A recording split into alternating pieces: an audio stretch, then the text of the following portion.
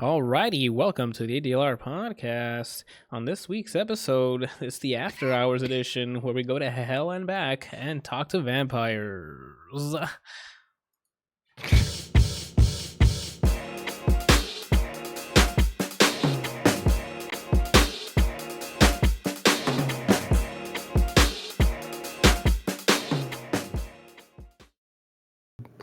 That's why you have a cough. It's because I keep jabbing you in the throat and you take a sip because I'm disappointed in you. When I was playing God of War, every time I took a sip, Randall would chime in with, "That's minus 28 frames." I mean, that's true. That'd be true, though. You can't tell him he ain't lying, you know what I'm saying? Oh, the show's going on. I completely just fucking doze off. This is ADLR Podcast. Whoa, let's try that again. Excuse me. Should we start the recording over? Nah, we're good. We're recording. It's good. The ADLR Podcast, episode 87, with Kelsey over here, Weird TV. How are you doing? Doing okay, man. How you doing tonight? I'm just chilling. Came from a workout just now, dude. We're just litting it up. Brian, what are you doing? That's another.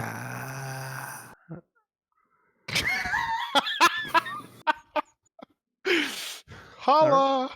He literally just made a sound. All right. Is your gym still open? No, I have dumbbells here that Randall has in the house, and then a coworker of mine comes over because he started working out with me, so he brought some dumbbells he has at his house.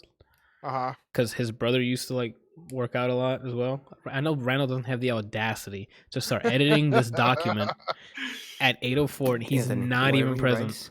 Whatever he writes, just delete it. No, I'm not gonna do when it. When he finishes, just delete it. Where's the host? Nick wants to know where the host's at. Wait, am I not visible? Oh, okay. I got scared as shit, dude. I'm like, what? We're talking about Blackie Chan. Yeah, okay. I'm like, whoa. I thought I fucked up when we were recording and we weren't even visible.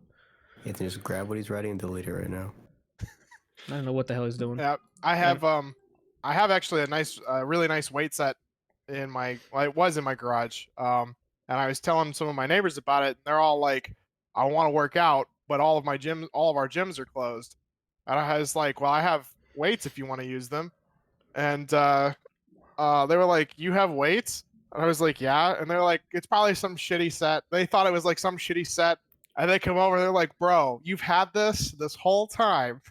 And now you tell tell us. And I was like, "Well, yeah, I don't have any way to use it because you need to build a power rack or something." And apparently our other neighbor who his entire life revolves around lifting, is buying. Zordon lives next to you? Yeah.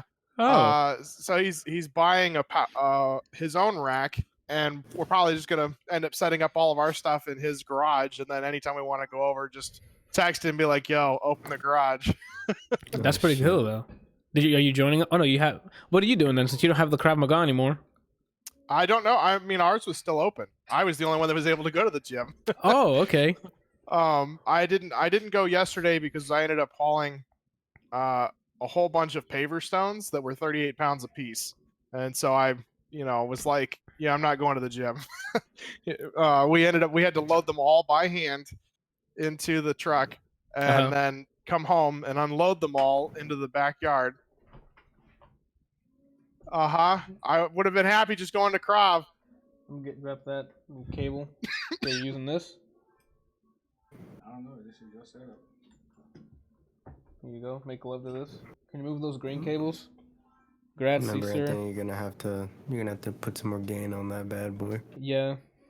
What is this, amateur hour? He's not even set up and ready? Because he wasn't here. He's I was such talking a about diva. you. Look at him. Shows up late. That's what I'm saying. He wasn't here. Look at this diva. That's connected to that computer. You're gonna have to disconnect that.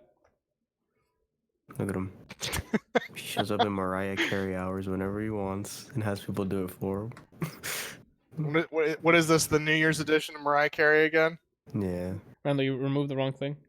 Oh my god. Not that green cable, the green cable. The top one, Randall. Your entire stream just shuts down. That one, yeah. Comcast is installing an update. Pretty much.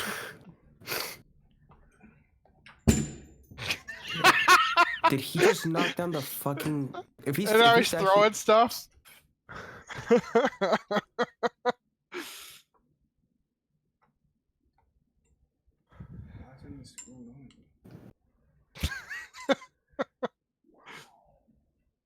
let's hope it sounds right. Hope it sounds white. Yeah. Oh my god.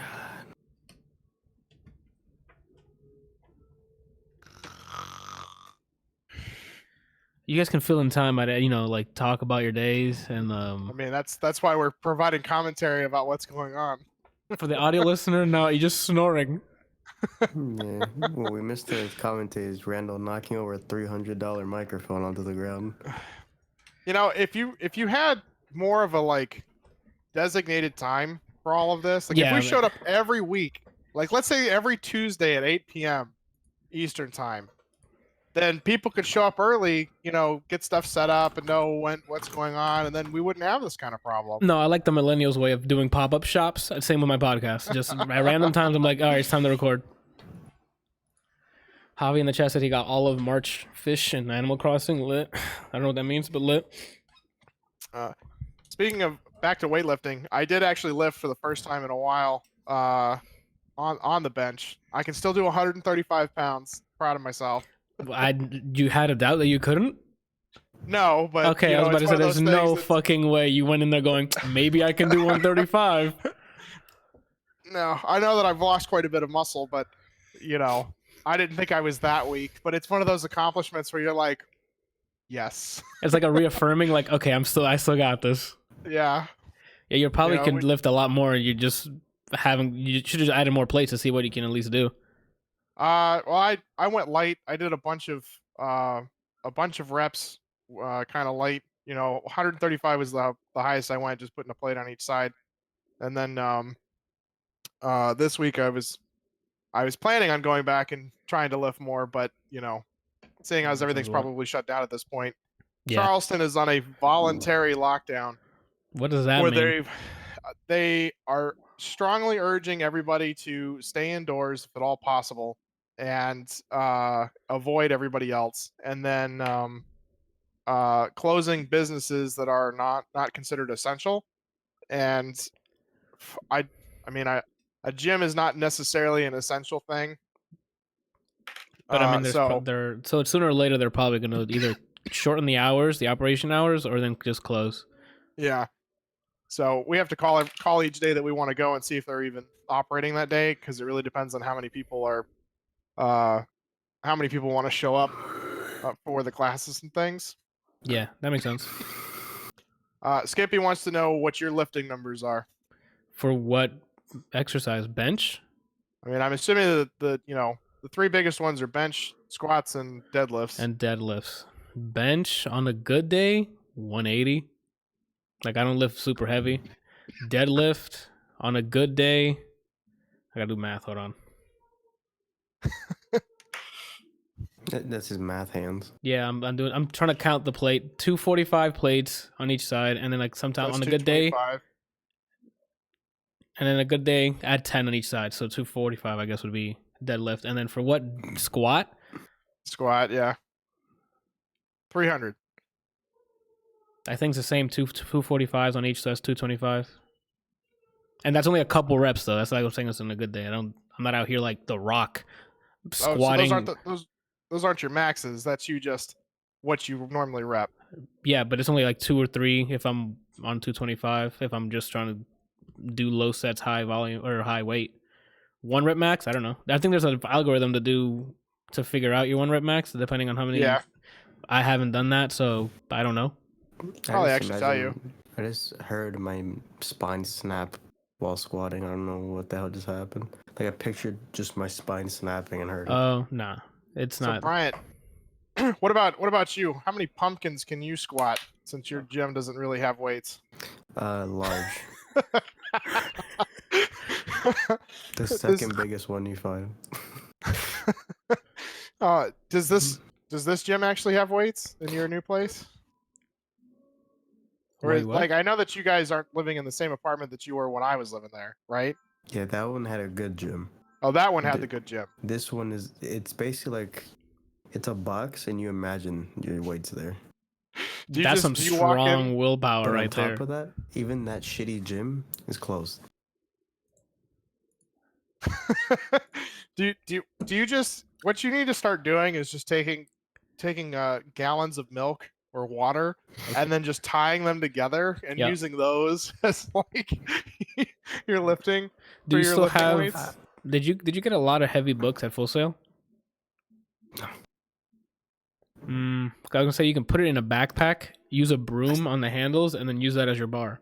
I have my weights that were in that little bamboo thing. It's only like 20 pounds each, but if you can combine it, it's like 30. And I did some of that yesterday. And I did I'm still doing the time under tension thing, so then I just did 40 seconds of just push-ups, 3 sets, and by the second one, I felt like I couldn't close my arms. Yep. What you need to do is just have grandma sit on your back while you do push-ups. Yeah, that'll definitely help. But she just can keep spanking my ass when I'm doing it. I don't want that. It'll give you motivation to finish up early. Or faster, sorry, not early. That sounded very sexual. Randall. All right, I need you to speak into this. I don't know which one's what, so... Speak into that. Testing. Nick's making fun of me for only 135. He just started. He just wanted to get the technique down again. I'm sure he can do more now. He just didn't do it because he just wanted to get the technique down. I believe in you, guy. I actually like low weight, high reps. It makes it feel like there's a bigger burn. Oh, Anthony's making fun of me. I got you. What? Where did that? I don't know what podcast he's listening to. I don't remember you making fun of me. Yeah, I'm encouraging. Is that the new making? What's happening? Roll the clip. Hold on, roll the clip. I might have missed something. All right, everyone, it's good. Did you? I forgot. Did you guys hear him when he said something? No, I don't remember. Try again, Randall. Testing. So it's probably this one. I mean that came through, but he was kind of low. Give it a go.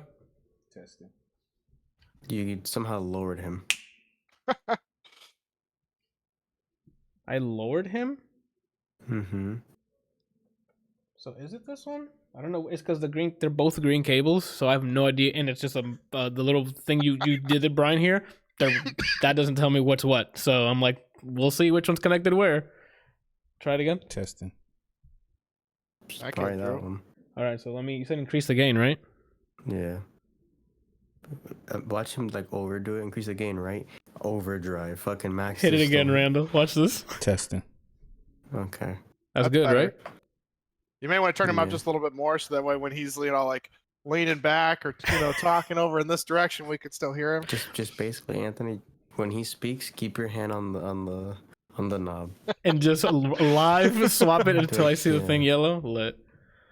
Randall, right, what are your numbers? Gotta ask Randall. Oh, okay. Go for it. The big three. Bench, deadlift, and squat. Max or what? He said max, but I haven't tested my 1 rep yet. I just try to go as high as I can, do as many reps. As soon as I get like under 4 or 5 reps, I'm like, I can't go any higher. I mean, if you know your max, go for it. Yeah.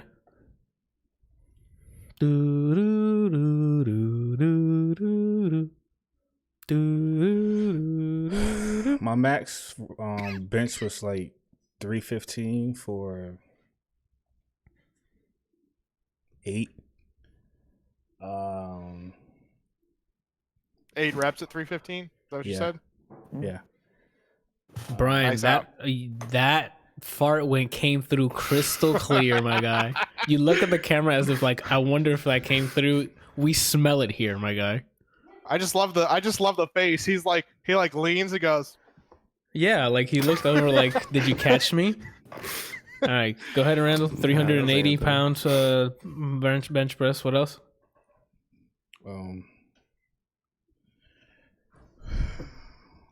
Squat. I think I did 405. The most I've done is 405. Like I say 2.5 times because the third rep it wasn't the full rep. I didn't go all the way down. And what was the other one? Bench, squat, and what? Deadlift. Deadlift. Honestly, don't know what the highest I've done on deadlift. So according to this calculator, if you did 315 at 8 reps, you should be able to bench some one rep max, about 400 pounds. There you go, man. Next time I ever see you in the gym putting 400 pounds and say, do it. You say no, I'm going to get The Rock to tell you to do it. Means you can almost press me. Oh, he can press you at any time, my guy. Oh, that kind of. Oh, that. All right. Oh, I got it. All right. Since we're done with this, let's start with the housekeeping. 15 minutes in. Patreon.com/ADLR plays to support the channel, podcast, whatever. Us, most like is this interrupting cold start? No, the cold start was the beginning when I said that weird vampire thing. That's if you guys would have interrupted me there, that would have been interrupting the cold start. Oh, okay. From there you can donate at patreon.com. Okay, then you can go to www.adlrplays.com for one-stop shop. All my content. You got merch there. The link for shop. You can donate to Extra Life, where the proceeds go to Arnold Palmer Hospital for Children. I'm missing something. Patreon link that I already mentioned earlier is there.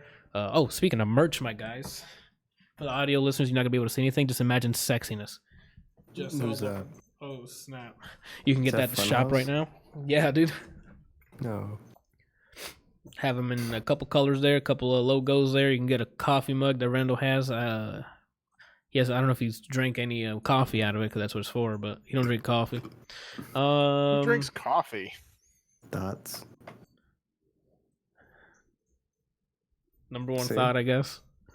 And that's about it for the cold open here. Why did I say cold for the housekeeping? Oh, dumb right now. Bitch. Right? All right, people. So where do we start here? We have a lot of similar stuff we've listened to, watched, played. Why don't you guys start with The Weeknd? What'd you do this weekend? Ooh. Technically, The Weeknd. So like, do we just start off rip? Okay, I mean it'll be quick. Randall. Isn't Bryant supposed to be hosting? No. Randall, of all people, you're the last person should be saying that. I thought that's what y'all was doing since Kelsey did it last week. Brian said he'll let us know when he finds like something to host it differently or something. I don't know. He said he'll let me know. Yeah. Kelsey just did it. Brian's like, I'll let you know, and you were just like, no. That's because you gotta just do it. You can't think about it. You just gotta go. That's what I'm saying. I thought Brian loved Mountain Nike, Dew. but it doesn't seem like he's thinking like a Nike fan. Like he's not just doing it. So. Then he kind of looks like a fucking countertop. Dude. All right, so The Weeknd After Hours.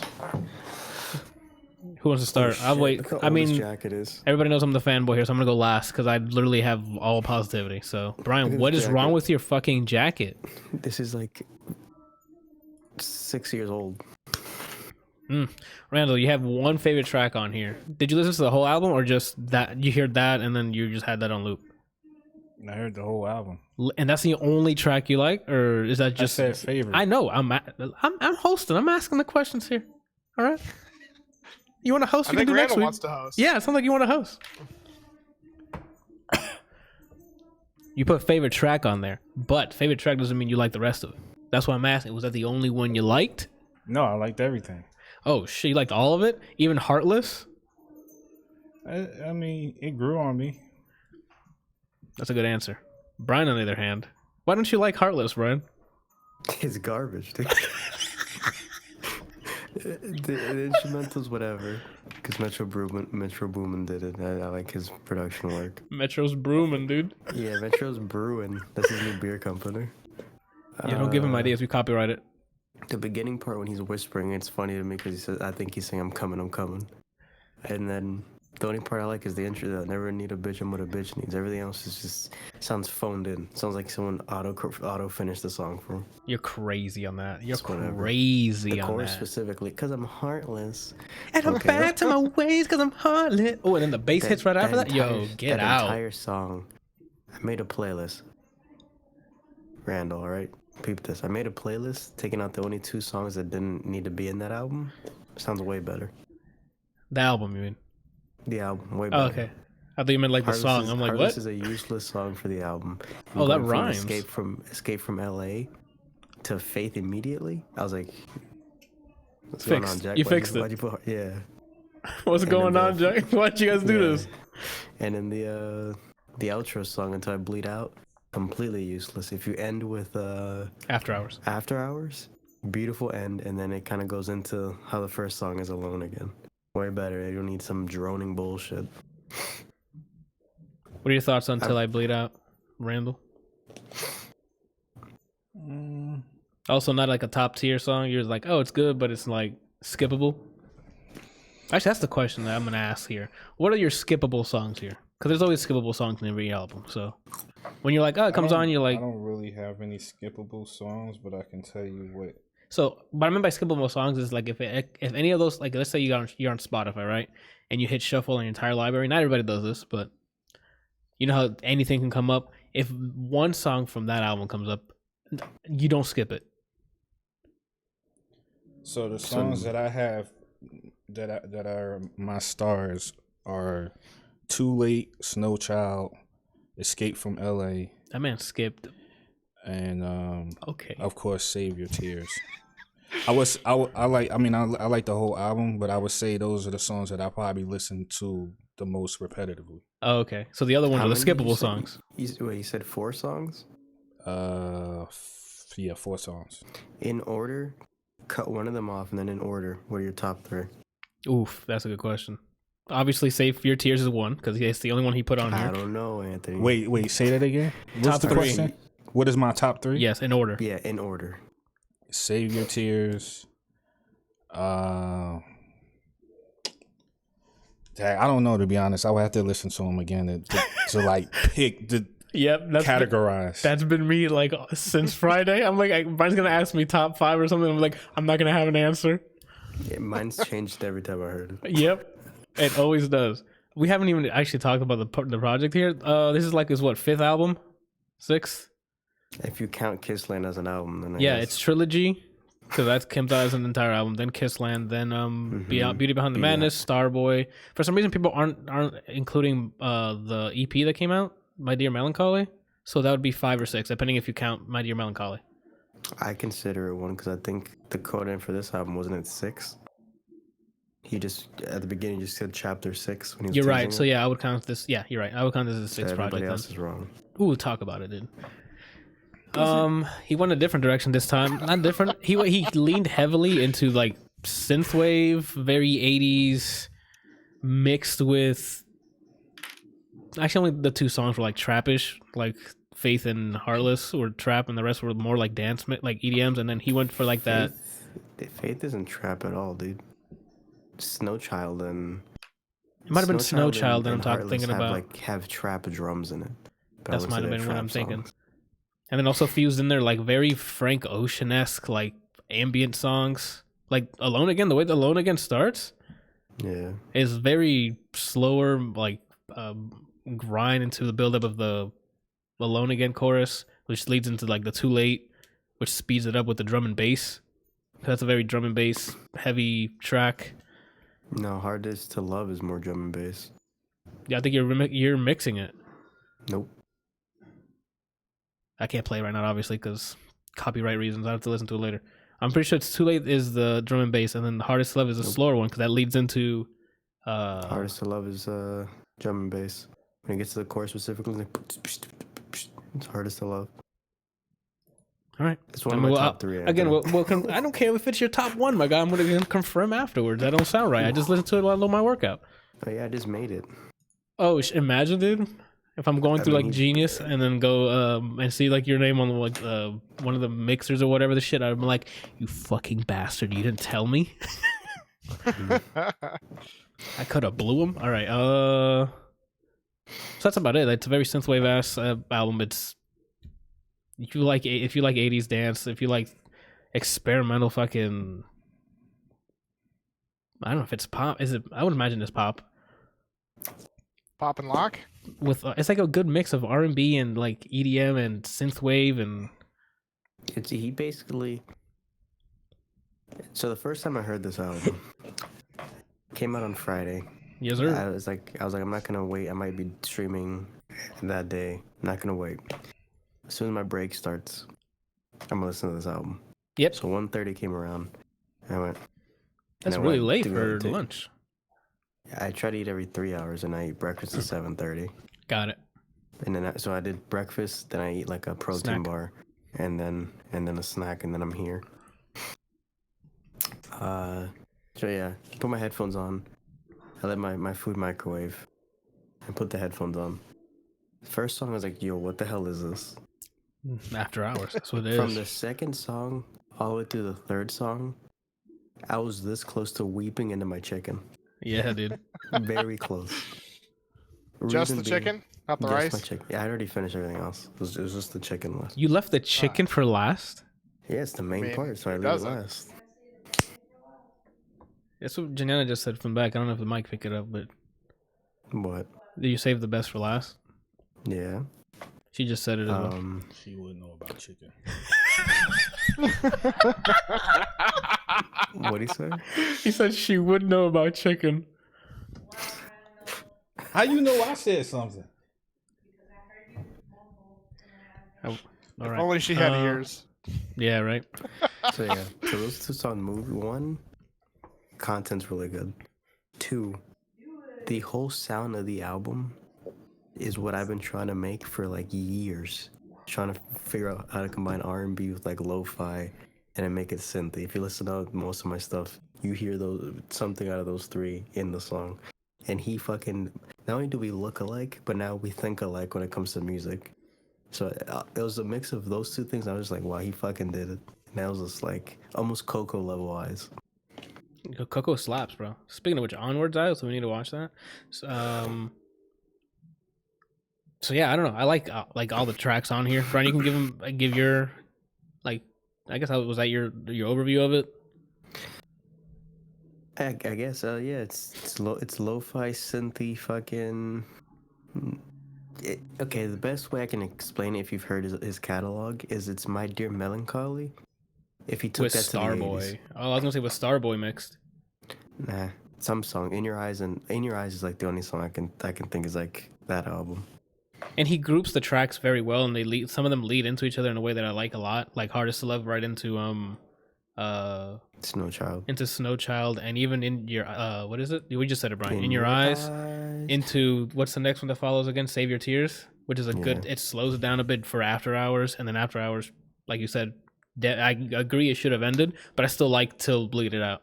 Till I Bleed. You could optimize that album. Save 13 frames. So we took out the songs that didn't need to be there. I like the whole album. There's two songs that if they never existed. Oof, I would never go that far. I agree that maybe removing it, maybe the whole album sounds great in one listen, but Heartless, that thing slaps. And then Faith right after to increase the yo. No, see, Anthony, the slap is bigger. I'm telling you, I have the playlist where I cut those songs out. If you go from the end of Escape, if you go from like the whole premise of Escape from LA, it's like a 3-parter, basically, it's a trilogy, and you come down from that last part, and then the synth start for Faith, and you're like, well, what's gonna happen? And then you're floating. You're like, oh shit, it's way better than Heartless as a filler song, in my opinion. Boom, boom, mish, mish, mish. Nah, bro, I can't drop that. That startup. Heck, and then I think of the music video of him just getting blasted there. Like I have all his short films and the music videos running in my head when that album plays, and it mitches. Just listen to it. One try, the one without those two songs. I'll do it tomorrow. I gotta work tomorrow, so. Do it, pussy. But yeah, my take, man, is fantastic. He just keeps getting better and better by experimenting in a way that's not like way out of left field, Linkin Park, but like he kind of still stays in his realm-ish in a way. Like he experiments, but he still complements whatever genre he's trying to get into. So this synthwave thing, I think he nailed it. I'm still trying to think of like favorite tracks, and it doesn't. Definitely top 3. A top 3 right off the back. This is like gun to the head, right? And it has to be ordered. If you can do it ordered, if not, then just name 3. Oof. Okay, I'm gonna do ordered. Ready? All right, I got it. Scared to Live, After Hours, Faith. Easy. Quick. Scared to Live, the one he's like, I hope you know that. Yep, that's the Elton John the one. part I hate about the song. But it's like an Elton John tribute. That's the one part I'm just like, no. Oh. Because the rest of it's more cycle music. Because I saw him perform at SNL before the album release, and I'm like, oh, it sounds good live. And then I heard it and recorded. I'm like, it's even better recorded. I like the little drum break that sounds like the 70s, 80s wave, like the ballads. We fell apart. Yeah, boom, boom. And then I rode my motorcycle into the night. I'm telling you, it slaps, bro. That'd have to be it. So what was it? In order? That's your order? I mean, this is gun to the head. But now that I'm thinking about it, I'm like, no, I'm missing Hardest to Love. I'm missing. What is it? In Your Eyes. You've already I'm missing. made your decision. Yeah, that's why I made it. We're moving on. Like, you shouldn't have to think about it. It should just be whatever the first things that come to your head. Those are it. That's why I did it. Those are the first. But now if I think about it, I'm like, no, I can't do that to these songs. Scared to Live, Faith. After Hours, and Faith. It's Scared to Live, After Hours, Faith. Yeah. Okay. I think, and I'm smiling because I'm like, I fucked up. I think I fucked up. Oh my gosh, that would have to be my top 3. All right. And did you decide on yours, Brent? Your top 3 yet or no? I have a current one. Yeah, just go. I don't know if it's ordered. Though. Well, this has to be ordered. Go. We ordered ours. Has to be ordered. Okay, yeah, hold on. Hit it. 3, 2, 1. First one that comes up. Escape from LA. Lit. And then After Hours, and then Hardest to Love. I forgot Snow Child. It was a bad song anyway. So. Oh, fuck. Oh, well. But yeah, that's that. I think we're done just giving him a masturbatory review here, but... Snow Child felt like a safe song because it reminded me of Sidewalks. You know, on every album he has one song where he's just spewing? Yeah, he just spewing, just talking to you? And it was, boom, boom, boom, boom. From Beauty Behind the Madness, I know what you're talking about. Oh my god! Tell your friends about it. Yeah, tell your friends. Yes, tell your friends. I'm like, oh my god, that's the girl with he's trying to get a picture in his grandma's funeral, and that's yeah. I know the lyrics. I don't remember the name of the song. Boom, boom, boom. All right. Speaking of us snorting in here. Actually, that's not even a good segue to anything on here. Hold on. I want you to tell me what that was supposed to lead into. Scrubs. But then I'm like, they don't really deal with a lot of... I mean, they deal with it on each episode, but it's not the main point of Scrubs. The main point of Scrubs is, it's Guy Love. Yeah, like that's the point of it. I looked at it, I'm like, that's not a good reference. I guess they're doctors. So I started it, and then I thought... We were talking about the coronavirus, maybe, but... Right. Oh, I highly recommend TheWeeknd After Hours. But again, this is from a super fanboy, so I mean, take it with a grain of salt. I recommend it. I'm not like Anthony where he can just like diarrhea into a mic and record like, yo, I've never heard anything better. I'm pretty sure he has some good ass diarrhea though. Yeah, the album, really good job.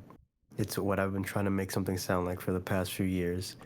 And what you gotta do now? Songs? What happened? On SoundCloud, just upload each track and say you made it. Oh. Did guys check out my new single? Yeah, Scared to Live. I forgot what the other two were. Not Scared to Live. I'm sorry. Save your fears. Save your tears, Anthony. Yo, Anthony, get out. It's my podcast. Yeah, I'm too lit right now, dude. I forgot the other two that he put on there. We found the pod. I'm telling you, you like it. Bum, bum, bum, bum. No, I like the song. It's just the only thing I don't like is I hope you know that. Watch him perform it, Brian, and you'll see where that comes from. If you get that, it feels like what's that one song they sing in Wizard of Oz? We're off to see it sounds like that level of corny to me. Oh, that's weird. That's like the opposite. That sounds really good. Watching the live thing. Period. Get it out of there. Squish it together. All right. Real quick, have you guys ever like listened to a song and thought it was trash, and then saw the music video for it and was like, okay, that's way better? I've seen, not that it's way better. I see it and I'm like, I get it now. Like, I understand what they might have thought of the music video before like, I don't know, maybe in their head, they're like, oh, I want to make a music video like this. And then they made a song to that. Mm-hmm. So I've done that where I'm like, what the hell's wrong with this song? Then I see the music video and I'm like, okay, it fits the music video very well. Yeah. I think some videos make the song. Like This Is America. If I just heard it without watching it, I wouldn't have cared for it that much. I don't think you would have gotten a lot of the sounds and references. Yeah. References is the I agree. either. I agree. Yeah. Like on that, I think it makes it. I liked it by itself, but then the video heightens it to another level. Yeah. I don't think there's ever been a song like "Get This Out of My Ears," and then I saw the video and was like, you know what I mean? You sure you didn't do that with Mia with Bad Bunny? When you saw Drake in fucking Puerto Rico just playing dominoes? No, I like the song. Oh. I mean, Drake sounds hilarious in Spanish. Watch him in the music video, him looking like he's trying to pronounce it. Yeah.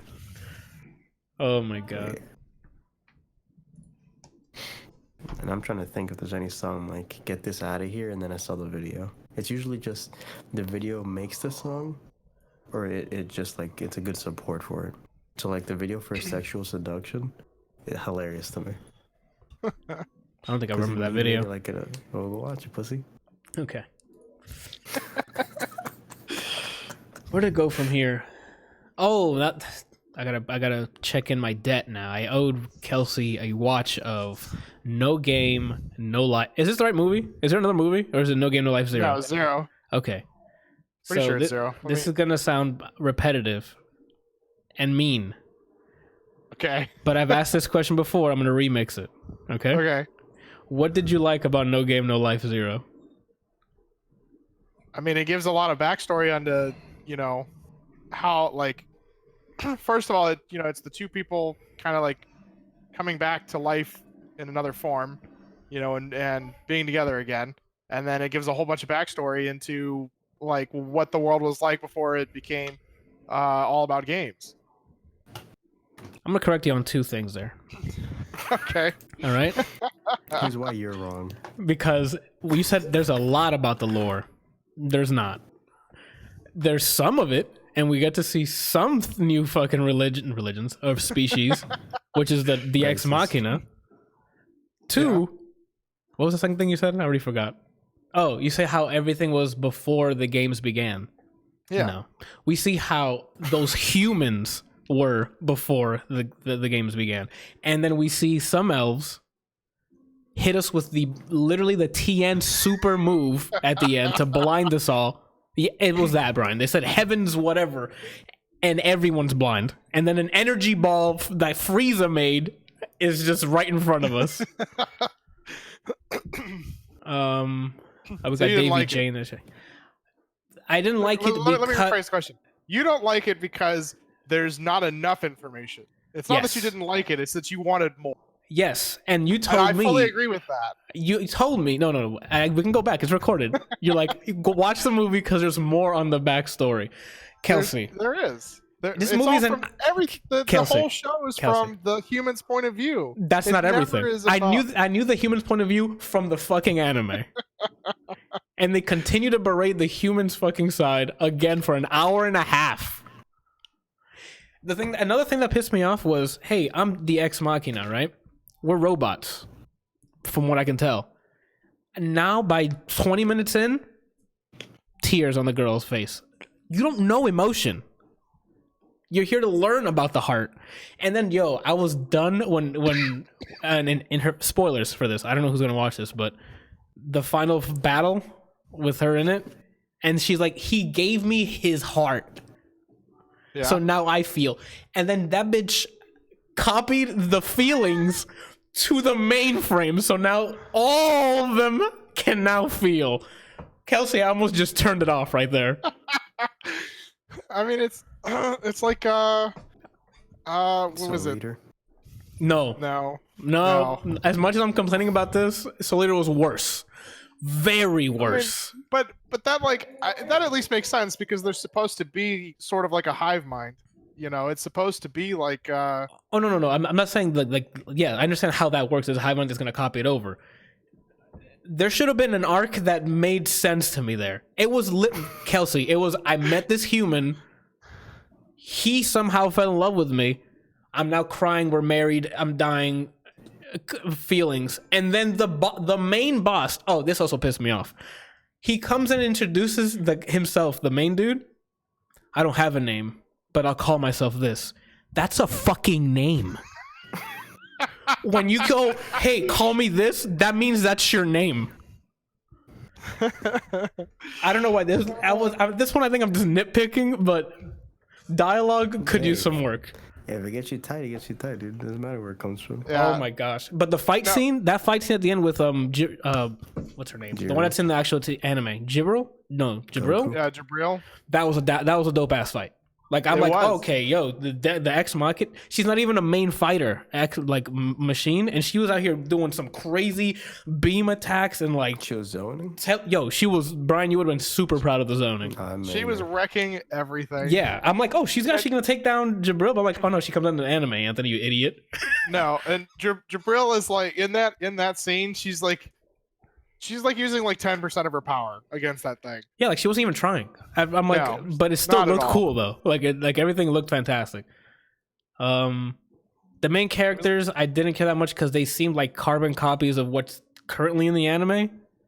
Like the girl was the Ex Machina, who I guess that's the point, is they come back as and like, you know, the heartless girl who's just like a robot, and then the guy who likes boobs. Which in this one he didn't really character. But yeah, I don't know. Again, I wanted to see like an assemblance of other species. Like they talked about the dwarves a lot. Didn't see a single dwarf. Yeah.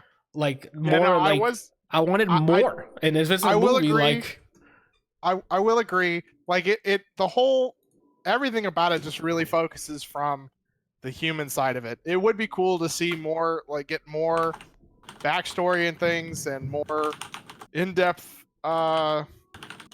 views into the other species, but it really just kind of shows how that even though that humans have literally nothing, they're still able to survive, they're still able to do stuff, and the fact that they've survived for however many hundreds of years to this point is pretty impressive, especially seeing how the Machina chick could literally wipe out everybody if she wanted to, and then Jabril could be like, snap her fingers, everybody's fucking dead. Like, yeah, but the problem is they didn't focus on the people; they focused on those two guys again. Like they narrowed it down to those two instead of what are the other. Like the beginning of the movie, I'm like, okay, so he was right. It's gonna be cool. It's gonna be about the resistance, because at the beginning you already have a sacrifice. Like he orders the guy to go. Can you distract him so we can get out? I'm like, lit. This is Star Wars Rogue One again. Like we're boots on the ground. Let's go. Let's see what this war's about. And then it's just back to the chick and the dude, and the chick can like super speed run, and then like, oh, we need to go here, and she's like, done, and then like drops him, and I'm like, okay, that's pretty funny. And after that, I'm like, oh, we're stuck to this, and then like an hour of just them. Another thing that like I'm like, oh, that just grinded my gears is when they were explaining their plan to the big sis girl. Big sis. Okay, like, the one who's running the resistance group, because him and her go trying to save the planet. Yeah. And they're explaining these things like we need to know what, like we should know what that is. And I'm like, fam, what? Like, oh, we're gonna go get the NES whatever. That's a super weapon from these guys, and don't worry about the dwarves' ancient god killer thing. And I'm like, okay, I guess I don't know. There's no arc of the dwarves making this or coming up with the plan or something. Like, I wanted it to be like Game of Thrones, my guy. Like an episode dedicated to like certain areas. You see the politics happen, like, you know. But it's like always just these two the entire time, and it cuts to shit happening, and it's just these two again. And I'm like, stop. It's a good transition point if you wanted to. What do you mean? Like Game of Thrones. Oh yeah, but I'm just gonna wrap up here, and then we can go into Castlevania if you want. But so what? But overall, you liked it. You just wanted more. Again, yeah. But this is why I'm like pissed off at you specifically, because you said watch this movie and you'll get a lot of lore of the world. There's some, but out of an hour and a half of that movie, I think maybe 20% of it is more lore, because they showed off like the super weapons that they had and stuff, and we got on screen time of the Ex Machina that I'm like, okay, now I get a little more of what they're all about. They're like Legion, Brian, from Mass Effect. I mean, Geth? Did I say Legion? Yeah. Geth, yeah, like the Geth, sorry. Okay, because Legion is the one. Yeah, sorry, Geth. It's like that. So I'm like, okay, I get a little bit more of their backstory. But I would like to see like different, like front and centered characters, like a specific dwarf or a specific group of dwarves or specific elves that are like, I mean, we're kind of getting that with the anime. Now, near the end of the fucking season when it's over, now we have to wait till who knows how long. But do any of them call you Shepherd Commander? No. That was a pretty good impression, though. I tried, Anthony, for years. That was pretty good. But I mean, Again, do I like it? Yeah, yes, but for some reason I did like the other one because I'm like, oh, there's potential here. So after an hour and a half long movie, I'm still like, there's still potential here, and they haven't just opened up, you know? Yeah. I mean, I can give that to you. Like, of course, I've been asking you to watch this thing for I don't even know how long. So and I've only seen it once, and so the memory's pretty fuzzy at this point with a lot of the things. I didn't see it back to back. I remember I saw the anime series, and I think I started watching JoJo again, and then I watched the movie. So Are you going to good? Are you going to Brian, English, please?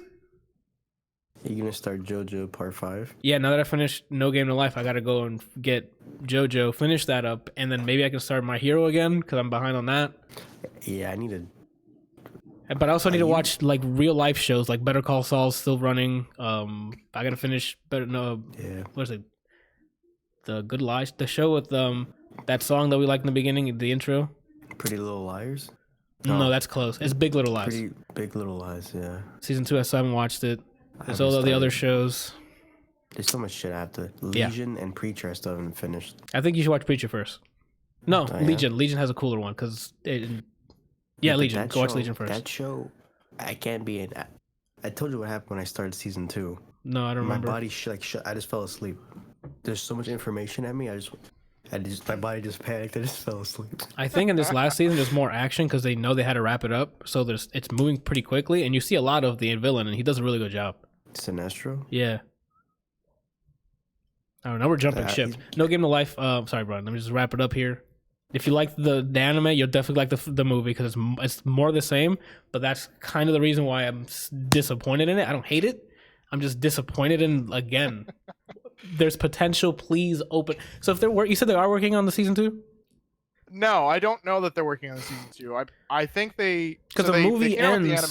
The movie ends with them lined up saying, "And now we're going to continue the game" or whatever, like the present day characters. Yeah, so it kind of leads into the hope that a season 2 will come about. I know that in the anime that they sort of rushed to the ending to try and like get people on board, to get season 2. I don't know if it's actually going to happen. I don't remember reading anything about it happening. But there's always that hope that. Okay, so there's nothing official yet. Got it. Yeah, I know friends of mine who have read the manga are like, the anime does a really good job of like sticking to the manga, except for the very end. They kind of jump 4 or 5 arcs ahead, because they were trying to pull an interest, like be like, oh my god, next time on Dragon Ball Z type thing. And so if they come out with a season 2, he's really hoping that they kind of like backpedal a little bit and then move forward. Because he says the manga has a lot of the information that you're looking for, and I'm really hoping they start to, because like after this first arc, they really start to go in depth with all of the other cultures. So it sounds like I need to just read the manga then. Probably would be better if you're really like craving for some world building here. Like, so I want to see some other characters. Like, oh, it's cool they showed us the little girl that says thanks after everything. That her like that or please. I thought it was thank you or please or no, it's please. Oh, but yeah, like her species. They were the enemy at one point, but at least we get to know more about them at the end of the season. But then it ends, and then you're like, oh, when's the next one coming? Yeah. You guys talking about this is making me want to watch Angel Beats again. I don't know why. You guys are saying I people love Angel Beats. And you're just saying things that's making me just think of Angel Beats. I think I hit the sweet spot of it's been so long since I've seen it that if I rewatch it, I won't know what the hell's gonna happen. Yeah. But there's that one guy, TK, who always has the headphones on and he looks like Alex and he just yells things at you. My favorite is the guy that gets blasted up into the ceiling. Yes, every time. And then the slow motion one. Yeah, that was a good one. Yeah. Oh, man. That's a good show. I think top 3. Oh, shoot. Javi in the chat also reminded me that Demon Slayer is apparently good, and I haven't even started that. Like, I need to do that, Dr. Stone. And then there's this new one too, yeah. I think it's called The Tower. That my brother was telling me about, and I found a little excerpt from him Avatar is a good anime too. What's up, Icebreaker? Anyway, the tower, there's 144 floors, and the outer tower of each floor is the size of the North American continent, making the tower at least 6.5 times the size of Earth. The tower is divided into 3 parts: the inner tower, the outer tower, and the middle area of the world. Of the world outside the tower, next to nothing is known. Apparently, this is like a Korean manga that's been going on for like ages, decades. Oh my god! This is literally Attack on Titan. Oh, is it? There's 3 rings. Minus, they don't know what's out there. But Attack on Titan, they know what's out there. Yeah, they're running towards it. So the things out there are running towards them. Yeah. But I don't remember a lot about it, but he was, and I'm trying to get him to like give me a link to make sure that I'm talking about the right thing, but I do remember him posting a little excerpt about it. But it's supposed to be coming out soon, and it sounds amazing. Apparently, like if you really want like an in-depth world building thing to read, I remember him saying this thing has like everything. They go into the backstory of basically everything. At least from what is, known in the world. Right. Which makes sense if it's from the point of view of the guys inside who don't know what the hell is on the outside. I can see that. But fucking all right. All right, we're gonna move on. No Game to Life 0. If you like the show, you'll definitely like the movie. It's pretty much more of the same, but an hour and a half long feature with I think some better animations because the fight scene was crazy. Yeah, that's about it for that. Where do we move on to, guys? Did you remove the tower? Yeah, I mean we talked about it. Don't really need to. Okay. That's all I had. That's all I really had. Okay. We were talking with all the anime talk. I wanted to make sure that was brought up. Ooh, I just saw your list. You saw Knives Out. I did. So, what do you think of the crazy way they did that murder mystery? So, Did you like that twist? Because that's not how mostly the mysteries go. You have to figure it out, right? Yeah, and so we went through a couple of different scenarios. Shannon and I watched it together. We went through a couple of different scenarios. First one was she thought that the guy was actually still alive. The suicide was somehow faked, and that he was like, puppeteering the whole thing. Gotcha. Right, and then the more we watched it, the more I was like, something doesn't sit right. Like he's got to be dead. Like there's no, I don't think that he's gonna be the one that's like puppeteering this thing. Yeah. But I did think it was a little strange that there was, that Chris Evans' character was like very buddy to what's her name. Yeah.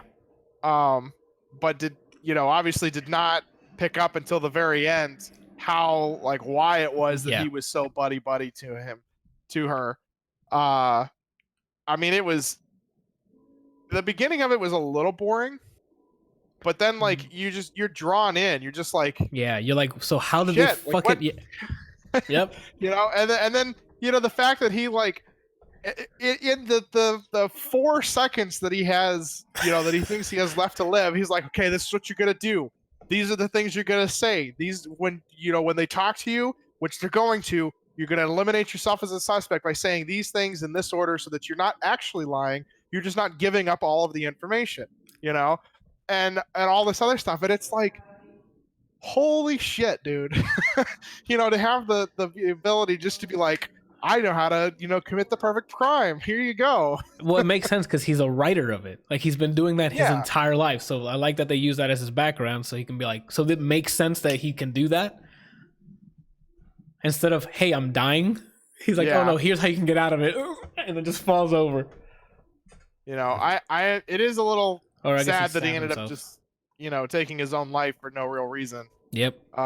Because she instinctively gave him the correct things, but didn't know it because he had switched the names of the medications or the labels of the medications. What was I gonna say to you? I don't remember. What are the things you guys thought happened? that he'd faked the whole thing. Yeah, they had faked it. You said there's multiple, right? I'm trying to think of some of the other ones we went through. Like faking it was the first one, and then I think we thought one of the family members was actually in on it, on the whole thing, or that maybe that she had like actually done it on purpose. Oh, that was the first one. We thought that she had actually done it on purpose, and until obviously she stated that what happened. Mm-hmm. And then we thought that he had actually faked his own death, and then we had kind of assumed that somebody was pulling the strings from somewhere. We just didn't really know where, and but thought it was a little strange that she had confessed to Chris Evans' character what had happened, and like she could have easily had some sort of defense to herself against that, but he's like, I won't tell anybody. I was like, that's a little strange. Like, why would you not tell somebody that? Because he's in on it. Yeah, especially if they had already I think announced the change in the will of everything going to her. Yeah. And he wasn't originally supposed to get anything, but so if he had turned her in on the the Slayer or the whatever that law was, that he would get it. Yeah, then he would get a portion of his share because I think it would just get divided up amongst the family. Yeah. So there was nothing for him to lose by turning her in. So but he used the excuse he doesn't want any of them to get it on purpose. Like he wanted them to suffer. So I'm like, okay, I kind of get that angle, but it's a lot of money. Yeah. For someone who I think they made it clear that he mooches off the family anyway. Yeah. So I'm like, if he's gonna get a share of that, you would turn him in immediately. But yeah, so I'm glad you guys liked it. Did you enjoy Randall's favorite scene? The explanation of the donut. Oh, with the smaller donut inside of it? Yeah. It's like a donut, but it's inside the donut. It's an even bigger donut. He actually did really well with the accent that he had. Yeah, he's that real Southern drawl. Yep. That he had going on, it was actually done really well. Daniel Craig he has reach, man. It's just that we just typecast him as Bond, so we don't have. I think the reason a lot of the English actors do that is because apparently back in the day, that's how people from Europe sounded, like our Southerners. Oh, really? Yeah. That's interesting. I didn't know that. Yeah. So I think that's why Andrew Lincoln, him, other people I can't remember right now. I think that's why they do a good job with it. I can see that. Oh, Javi said that you might like Demon Slayer, Randall. So you might want to start watching that anime. I mean, you guys let me know if we're watching it this weekend. All right. Do we move on to Castlevania here, or do you actually talk? What about Scrubs, Kelsey? You rewatching Scrubs, or? Yeah, I'm rewatching Scrubs. Good on you, man. Good on you. The original How I Met Your Mother. Ooh, wait, what? What? I mean, the whole thing goes, I feel like the whole thing could be told in the same kind of point of view universe thing, like How I Met Your Mother, where it's just like him telling his kids about all the shit that he did as a resident and everything. I can see that. Instead of it being in his head talking to us, yeah, I can see that. Bless you. Tell her to get that shit under control. And Kelsey said to go get that shit under control. Tell her I said. Brian said, Anyway. All right, we're going to move on here. We have a podcast here. So, I mean, I know how much you guys like Scrubs. And yes. I'm on season 7 or 8. It's like right as his brother Dan comes to town, gives him a car, and he goes and sees his kid. And I think he's like, I think it's late. 8. That's 7 or 8. Yeah, you're almost done. Yeah. Oh, I thought you just started rewatching it. Fam, you're almost done rewatching it. No, I'm almost done. I've been watching it for the last Scrubs. couple weeks. But I forget how not appropriate for this time. comedy it is. There's a lot of racy stuff on there. Oh yes, and like how like women in that show are literally only there because they look good. Like that's like their entire point of being in that show. I mean, even like Tasty coma wife. yes, you know, it's literally just nothing but him trying to get laid. Yep. That's it. It's like he's like the Barney of Scrubs. Yep. Because Turk And the focus started is on like him. that, and then once he met Carla, he's just like, nope, turn to the Family Guy. Basically.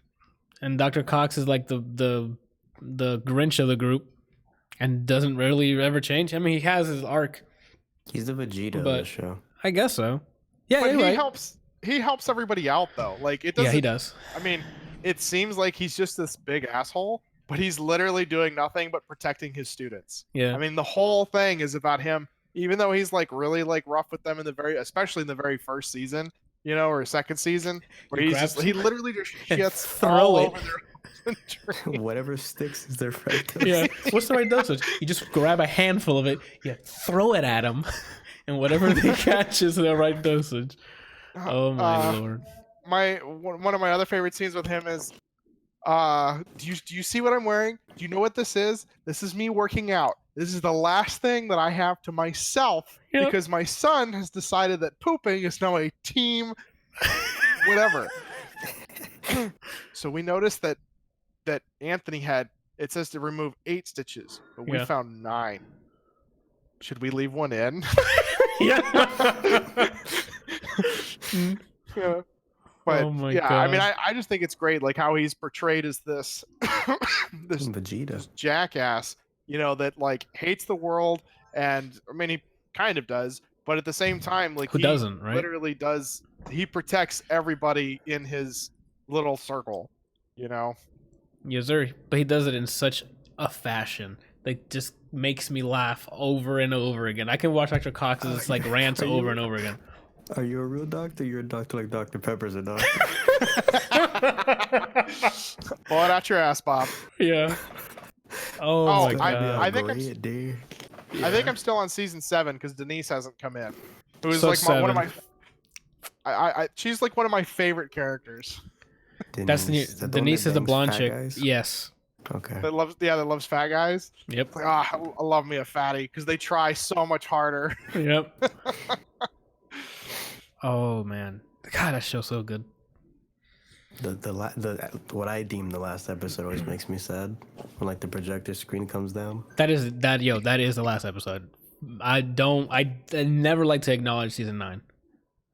I think What's season, up, Marvel I think season 9 could have Baton? been a Baton? thing if they had just made a new show. Been like Scrubs something, you know? Yeah, like Yeah, but not Scrubs 2, season Scrubs 9. University, Yeah. you know? I agree. But they were like, no, we're gonna continue it on. It's like, bro, now you're just trying to milk it for what it's worth, and it sucks. Yeah. That's unfortunate.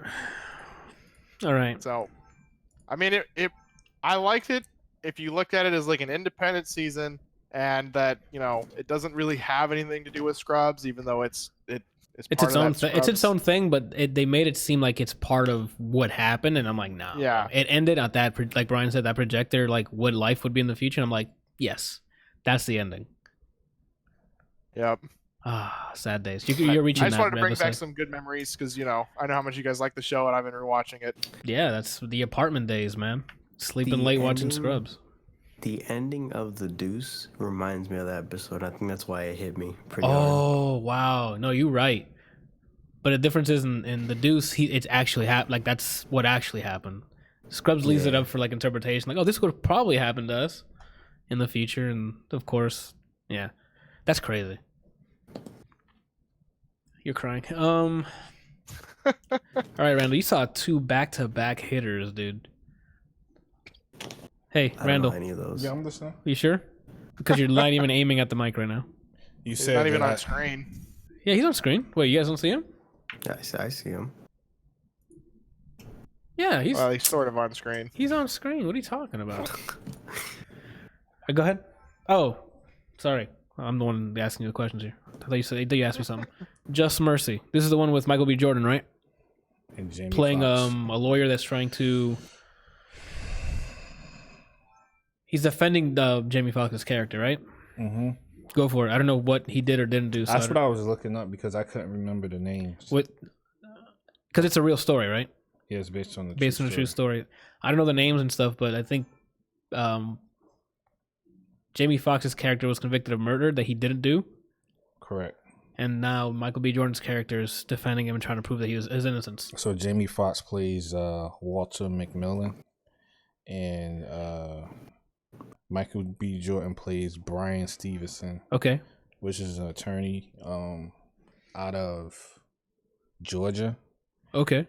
So when he first started out, he was just an intern, and then I think like 2 months later, he ran into he didn't run into, but he took the case of Walter McMillan.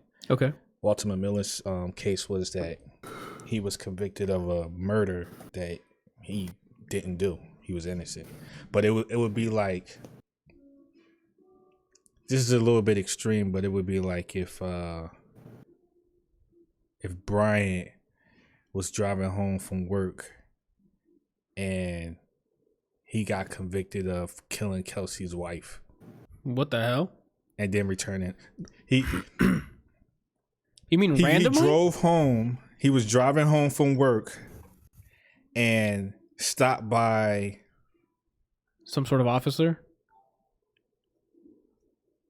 Stopped by I think of his name. You're looking away from the mic. He's not hearing you. Like, what do you mean? Stop by who? Like an officer, an actor?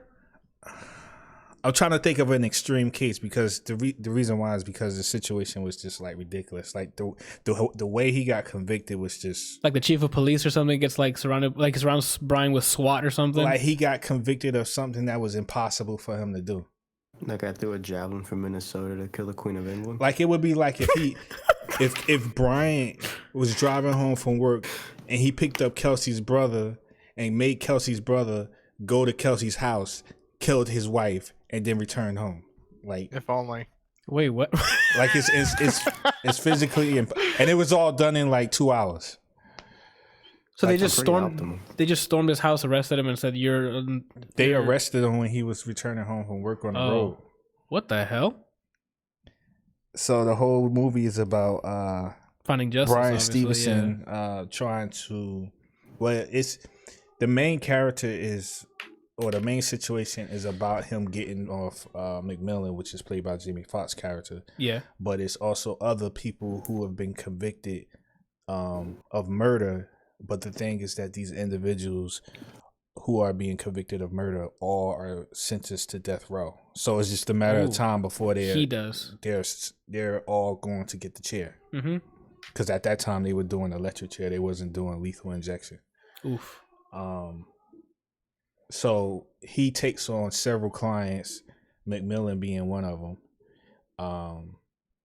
And basically that's what it is. It's him dealing with, I think it was the 1980s, but then as the movie progresses, it transitions into like, I think 1993. But it all takes place in Alabama, which is known for being severely racist towards Mobile, Alabama? I believe so. At that time, it was known for being severely racist towards African Americans. Gotcha. So the movie, that's what he's dealing with. It's like I said, the example I gave with Brian and doing something extreme like that, like the evidence that they had against, because I don't want to tell the story. Yeah. But the evidence that was given to prove that he convicted the murder was just like outlandish. Like, didn't make any sense. No, it didn't. Wait, but isn't there a jury? It was. Hold on, no. Isn't there a jury there that would be like, hey, this is stupid. Doesn't make any sense.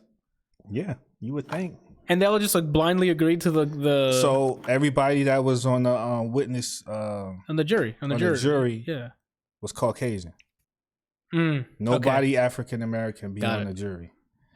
They only had one witness, which was also a Caucasian man, who said that he did it. And that was their only evidence. There was no forensics. There was no murder weapon. So there was nothing. There was just word of mouth. Yeah, he was there. Yeah, he's there. That guy did it. Yeah, I saw him there. He was there. I saw his truck. Yep.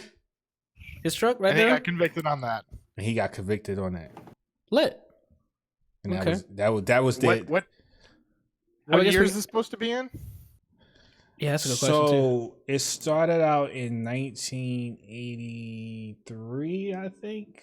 And by the time and by the time the movie ended, it was 1993. I mean, that's. I don't know. I obviously. No, don't I'm know sorry. enough. I'm sorry. It Not might be earlier than 1983. that. 1987. It was 1987, and by the time the movie ended, it was 1993. Late 80s? Is this based on a true story? Yeah. Yes.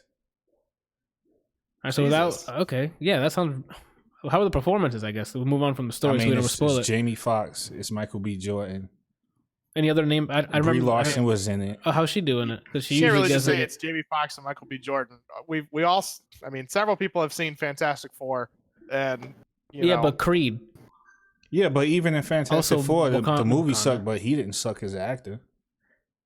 That's also true. Michael B. Jordan has Like some. you can't he has blame one some- person for the entire downfall of the It's movie. more- yeah, We I guess can, and more it's a the director. No. Yeah, We can, and it's a director. yeah, it's more I of the said direction actor. than it is Oh, the okay. actors. Oh, they said one person. Oh, he did say one person. I said you can't blame one actor. It's on. I mean, it's on. Clip it, people. Like, it's on recorded. So if you know, anyway. But yeah, Michael B. Jordan has his. He can definitely act. So I believe him. He was in what was it, Fruitvale Station? He did great in that. Black Tell her to Panther. come up It was pretty here if she's amazing. gonna talk. No, wait, I'm just gonna ignore it. I mean, the mic's over here, so we can't just have her yelling. Is she fishing still? Yeah, she's out there fishing. Apparently, Javi's like helping her out with like a list of like fishes or something. That I don't know. Good. When she's good and ready, she can give you the Animal Crossing review.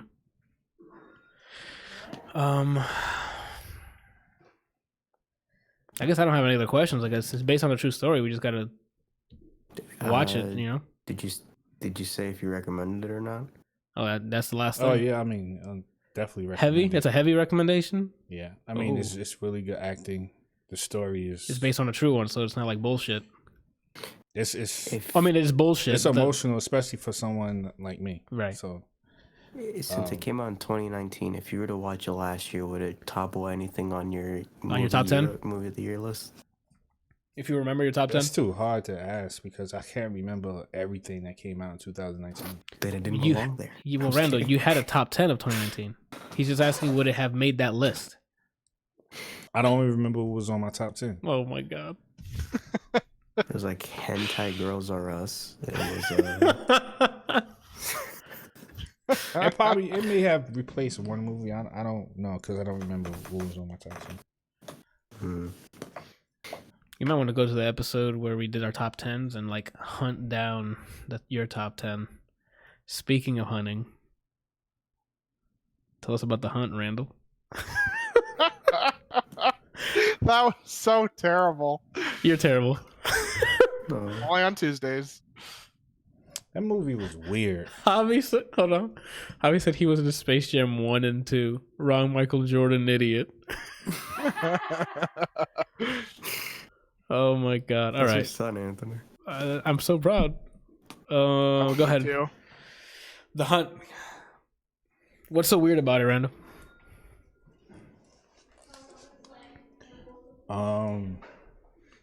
The main character is a girl that I've never seen, or a lady I've never seen before. Ooh, blonde chick. She's from Glow. If anyone has seen Netflix Glow, the wrestling show, the wrestling TV show, Which blonde lady? Isn't there multiple? the main one. You know how there's Allison Brie, and then The American one? yeah. The one that's like US. Oh, I don't remember what she looks like. I just remember that. it's her. That's the only thing I know her from. But after Let me like, go ahead. So you haven't seen her? So, this movie reminded me of, The Hunger Games. Okay, that's good. And First like 2 movies were pretty good.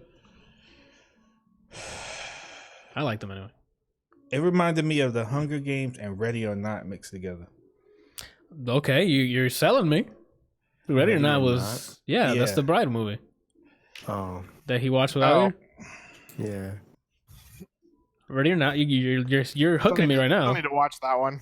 I highly recommend that. It's a nice thrill. The thing is that this movie. Okay, you said Ready or Not, but it's not good. Then how does it remind you of Ready or Not? You don't like Ready or Not? Because no, I love Ready or Not. I mean, you know that I love Ready or Not. Oh, you're saying that it tried to be Ready or Not, but didn't execute. It gave me feelings of like there were familiar feelings or elements that were in Ready or Not that were in this movie. And Ready or Not just did it a lot better. I guess it was the whole idea of like this girl going around killing people. Okay. To defend herself. Yeah. Or killing people in defense to survive. Gotcha. And it reminded me of Hunger Games because it's pretty much like the Hunger Games, except for there is no games. It's just like that's life how we live. It's a group of people who get taken from several places in the world, and they either get drugged or knocked out or something like that, and then they wake up, and the next thing they know, they're in the hunt. Yeah, they're in some large field somewhere with gags on their mouth, and then it's a wooden box that they. I mean, you see all of this in the trailer. In the trailers, yeah. You see a wooden box, and they pull the box open, and it's weapons. So that right there has Hunger Games written all over. But like, is it like firearms or is it like not like it's blunt both. Weapons? It's both. It's like melee weapons. It's melee weapons and guns. With Ike Barinholtz and what's her name? Hilary Swank, right? Yeah. Yeah, I mean, there isn't much to say. That's pretty much the movie. It's like people get kidnapped, taken to a place, a location. They're hunted. The movie is centered around one person, obviously, and it's the movie is just about her she's trying to survive, but the entire movie, she has like this nonchalant, blank emotion about her, like everybody's freaking out. And she's taking this in stride. It's almost like she knew when she woke up this morning this was gonna happen to her. Like that's how she reacted. Like she had no emotion whatsoever. Like I know this tomorrow, again. Yeah, like tomorrow I know I'm probably gonna get kidnapped and like end up in somewhere in the world that's not the United States. So it wasn't a believable reaction like Ready or Not. That's why you were disappointed in it. Because Ready or Not, she sells that reaction is like, yo, this is actually like it's a relatable reaction, relatable situation.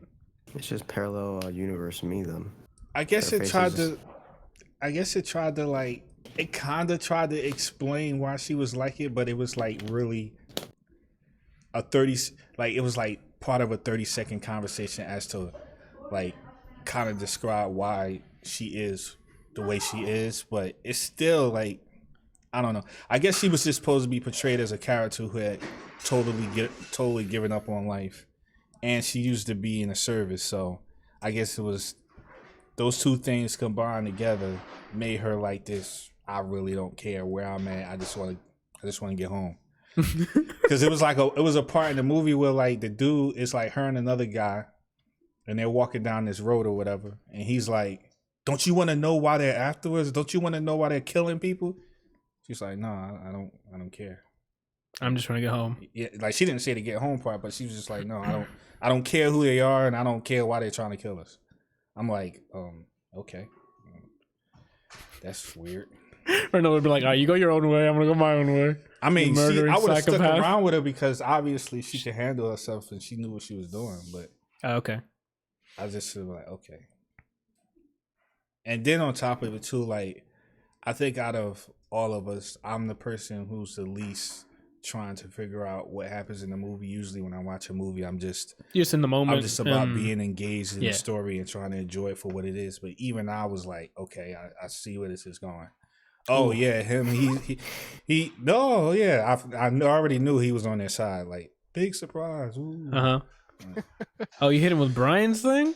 Okay, it's spreading. Ooh, hit him with the time travel, Brian. From the future, so yeah. Yeah. Okay.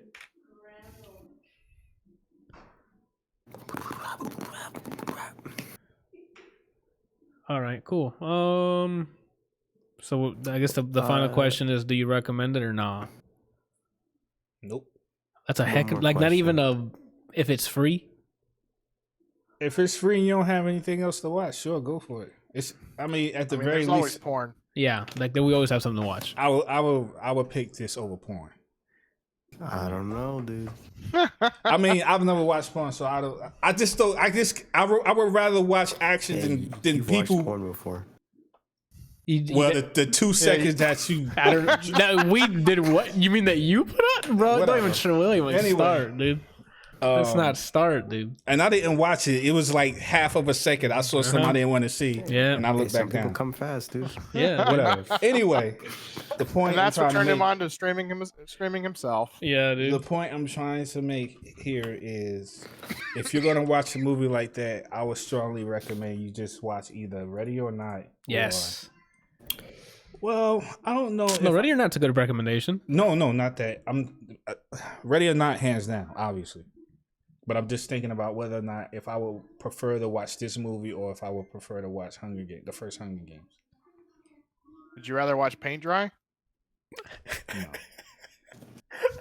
I didn't like any of the Hunger Games movies. I saw like the first two, maybe Well, three, it's different and I for me liked the because first two. it's Jennifer Lawrence. So I enjoyed the read the first two. books, I never. and That's. then- I guess that's the difference. I didn't read the books, and I saw the first movie, and I'm like, oh, this is a neat idea. And the second one, I'm Even like, then- okay, it's getting tiresome even now. then, And then like, I'm like, I don't The care acting anymore. was just garbage, dude. It was like they couldn't reserve time to film the movie, so when they were doing the script read, they're like, roll it. That's what it felt like. Hey, no, PETA, no. Did you guys ever watch Maze Runner? No, Yeah. No. I did not. unfortunately, Did you watch all of them? unfortunately, So like we saw the first one, and the idea itself was really cool. Like it, we liked the thought. The movie itself was, whatever. Okay. Adam went back and read the books, and he's like, bro, they don't do shit that they actually have in the books. Like how they, like in the very first one, he's like, you know how they found that key? That's not how they found that key. It has nothing to do with how they found that key. You want us behind that door? You don't You don't know what's behind that door. You want to know what made those bones? I would say for the most part, when it came to Hunger Games, there were a lot of stuff that was in the books that was in the movie. It was just their delivery was horrible. There was like no correct backstory for anyone. Like my favorite character, I forget her name, but she's the one that when they get into the elevator, she just gets naked and changes. There's like a huge arc for her, and like near the end What of is it. her name? Is it Baptist Ever Blue? I can't say that it is, no. Oh. Finnick was my favorite character until he, Oh, the Trident guy. yeah. Same thing with like the old people. They didn't give like much backstory on the old people. Yeah. I mean, yeah, there was parts in the movie that they stayed true to, but like I said, the delivery sucked. Like, Yeah. I didn't like how some of the stuff was portrayed because, and I guess it's always the situation where like when you read a book, what you envision in your head is so much more cooler than what you see on screen, because it's like even down to like how the Capitol looked, it didn't look like how I thought it would look. But whatever. How do we get on Hunger Games again? Oh, because you're trying to recover. So because you were trying to say if you were gonna watch either The Hunt Right back, or sorry. Hunger Games. I have a question for you for that movie. Here's The Hunt. For The Hunt, Even though you didn't like it, you won't recommend it unless you have nothing to do. Is there anything, if you're trying to study film, that you could use from that movie, or is it just throw it away? it sounds like it's anything just. It remarkable? sounds like it's just a throwaway. No, I mean, anything I might bring up, I could probably easily find another movie that did it better. I mean, there was somebody who got shot in the face and I never saw it coming. That was, Well, I guess, a so- plus. Cloverfield Lane. I No, guess. Cloverfield Lane was way better, man. Like that junk was like, I saw that movie twice in theaters, and both times when he shot that dude in the face, I was like, I still was shocked, even though I knew it was coming. Is that what the fuck? And what about The Art of Self-Defense? I haven't seen it. I don't know if I would say I saw that coming. That was a shock. That was a huge shock. But it was kind of it's not on the same level as like Well, that was also comedy. Like anyway. All right. So that sounds like just a pass, a hard pass on The Hunt. Yeah, I wouldn't. I'm glad I didn't pay to watch that movie. All right, cool. How come on you? Let's keep it moving then. He's not here, so I guess I'll fill in some time by talking about Doom Eternal. Didn't you hate it? Yeah, bro. I hate that. I love it so much. Anyway, so Doom Eternal came out. I finished Ori. I guess a quick update on Ori. I finished Ori the day before Doom came out. Greatness. Game got better and better, more abilities. Platforming got even more exciting. The escape sequences for the bosses are fucking great this time around. The story ends in a way where I don't think there's another one coming. Oh my god, Ori becomes a tree. And so enjoy the game. Because that's where it shines. The story was like, it's not very, you go attached to some of the characters because they just look cute, but there's no like deep character arcs or anything. It's just, they're cute. You don't want anything bad to happen to them. Go ahead, Brian. You have a question? What's the second game? In terms of just overall? Overall? The second one. Why? It got better. The mechanics it felt better. They give you more platforming abilities that just feel great. The bosses are a little shorter now. The escape sequences, like the running, are done a little more clever. When you're trying narrative-wise? I mean, again, narrative. Even the first one, it was just they're cute. You don't want nothing that bad to happen to them. Like there's no. I'm not gonna try to say that the story was phenomenal. It's hey, go do these. Here's the excuse to go do these things in the world. Okay, cool. It's not, but all the characters are fucking great. They're cute looking, and like I said, they're just cute. Don't want anything bad to happen to them. But it's the gameplay. The gameplay is just fucking spot on. You like Metroidvanias, bro? This nails it visually. The audio this time around is way better than the first one. The first one had a very good soundtrack. This one's even better. The first time you were streaming, I came in and I don't remember what the first thing I said. It was like that shit sounds basically good. It's very good. It's even when it's cutscenes, when like dramatic things are happening, it's the strings swell up it perfectly. And the art style's phenomenal. The people who did the environments, the game is just great to look at and great to play, man. Like by Ori. If you want more Metroidvania, I'm liking Blasphemous so far. Did you review Blasphemous? I remember there was an episode you had on the list. Did you ever talk about it? I never ended up doing it. Okay, well, keep playing it, and when you finish it, let me know how it is. Because I went to go check the multi-stream we did yesterday, and I swapped to your cam to see what you were doing, just to see how everything worked. And it works. Like today, I checked it. I mean, like after it turned into a VOD, and you could swap cameras there. So I was like, oh shit! So that's cool. It'll save it like that too. Anyway, so I swapped to you, and I saw you were fighting this thing. I'm like, oh, that looks cool. Bloodstained. Thank you, Johan. I still need to finish Bloodstained because I actually enjoyed that. There you do. All right. I've been waiting on them to release the second character so I can play it. Because everybody else played as Lucina, and I want to play as another person. Yeah. So Doom Eternal came out on Friday. After I finished Ori, great. Again, I'm gonna end it. Ori was great. Buy it. Doom Eternal. I didn't play it. Brian came over. We were playing some more Diablo, and I think I played some of the Division. Because I personally like Diablo 3.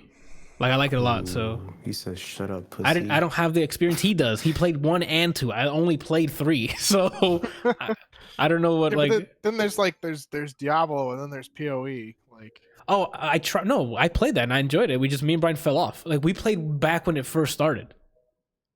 Me and Brian played Path of Exile, but it was like way early. Like they only had a couple chapters. I mean, it's changed a ton. I believe they have like leagues now and all sorts of stuff.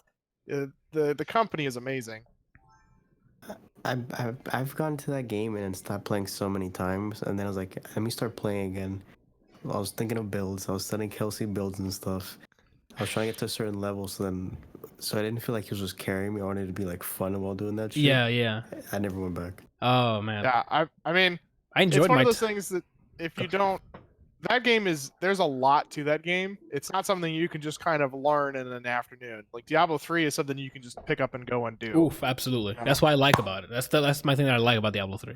You can just go in there and start hitting shit and level up, and you get a new ability. You just keep hitting shit, dude. You know, I love hitting shit. Yeah, you get to a point like, I mean, for as long as Adam and I have played it, we just blindly, mindlessly play a lot of stuff. You know, like we have a build that we already know we want to do because we've either played it before. We thought, you know, they came out with something new for the league, and we like looked up somebody and was like, hey, that looks cool, and then we, you know, sort of follow it and put our own spin on it. You know, but for the most part, we're like, if the game's in front of us, we're playing like this the whole time. Yeah, I guess to the point where you know what to do. So even if it is procedurally generated, if you do like a rift or something, whatever the PoE has that's equivalent to like a rift, they have that, right? Like procedurally generated dungeons. Yeah, it's called mapping. Mapping, so got it. So you find these items called maps, and there's a ton of them. I don't even know how many there are now. There's I don't know, maybe 50 different maps. Yeah. And then you know, they scale up. They changed the way that it works now, so you can get like any of them at a certain level. You hear that?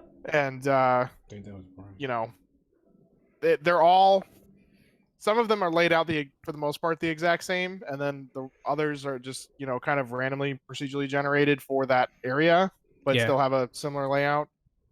So yeah, I like you say PoE, but I played it. And I loved my time with it. We just never came back to it because more and more games keep coming out. Like Doom Eternal. Doom Eternal came out Friday, right after I beat Ori, and Kelsey, I have a backlog of games. and you have my backlog of games too.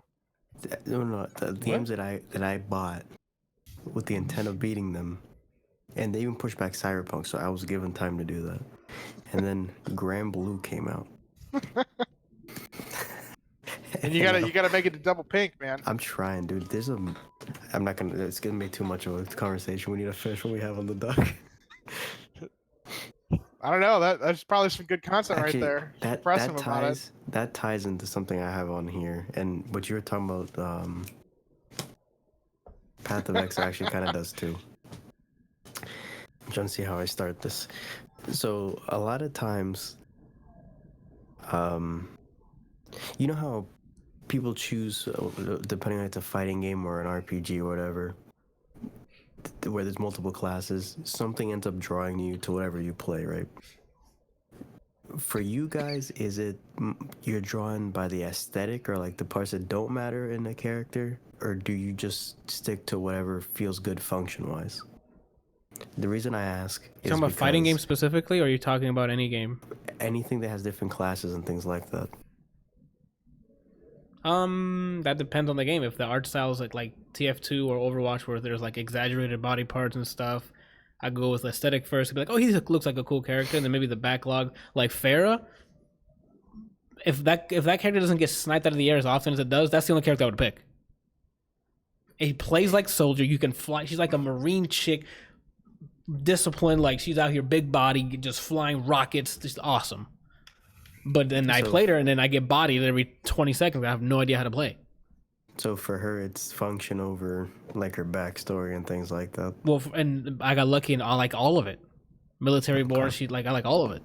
So, but fighting games, it's aesthetic for the most part, and then I play. It's aesthetic. It's both. It's both. Which one can I hit buttons and shit happens? The fastest person that can get me from 0 to winning. You know? So I think the better way to phrase it is you have two character options. Okay. A character that you love aesthetically, but you don't care for their playstyle doesn't mesh with your game plan. Yeah.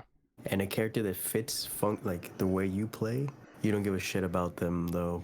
Besides that part of it, which one do you choose and why? The one that fits. Go ahead. I mean, the first thing I do is I pick a character based on their looks, and then I pick, play the game some and try different characters after that, because if they don't fit my playstyle, then I don't want to play them. Facts. Regardless I don't give of how, a shit what you could be a dot on the screen, my guy, but if you play the way I play, my guy, I'm gonna have fun. That's all that matters. So there's never a point where someone just looks so badass to you that you're like, I have to learn them? No, I don't think so. Oh, that's a lie. That's a lie. And that's only once. And for some Joker. reason, no. No. As soon as I make that commitment to playing a character I don't normally play, they cancel the game and it goes under. Put their money on the table. Oh yeah. I never play grappler. grapplers, dude. Never. But that man is just like a robot, huge dude. I'm like, I don't know. There's something about him, dude. And what are we I committed. talking about here? Rising Thunder. Rising Thunder is a game that was being worked on by people who worked on Dive Kick. No. Yeah, this is. I think You had me play this. And it was a free game, Oh, yeah. and I'm like, and the way you perform grapples and stuff, it was just a button. So I'm like, I think I can commit to a grappler because I like his aesthetic, I like his dialogue, but the money, his accent, everything was dope. I'm like, this guy's awesome. So I'm like, I'm picking him. I'm committing to grapplers, and then the game went under, and I'm like, this is what I get. Okay. So I guess in that, so yes, I guess aesthetically, I'd pick it. If it depends how aesthetically pleasing they are. I mean, it really just depends on the play style for me. Like, if it really is just not something that I like or that fits me, I usually just don't play them. I mean, That's facts I'll too. That's facts. play them as like, I haven't played them in a while. Let's try them again, see how it works, and maybe after I've gotten a little more comfortable with the game, I'll like get better at whatever it is that they do or how they play or whatever. But I generally have one type of play style, and if they don't fit that functionality, then it's not really worth me investing a lot of time into them. Then you just admire them from afar. Yeah, like a good example for me that I admire from afar, and I'm never gonna play because the way. Bison, that is my character. That is me. He's just grinning the entire time, just looking at you Bison. Like, I'm gonna float over there and body you. I can't play that character. It's a charge character.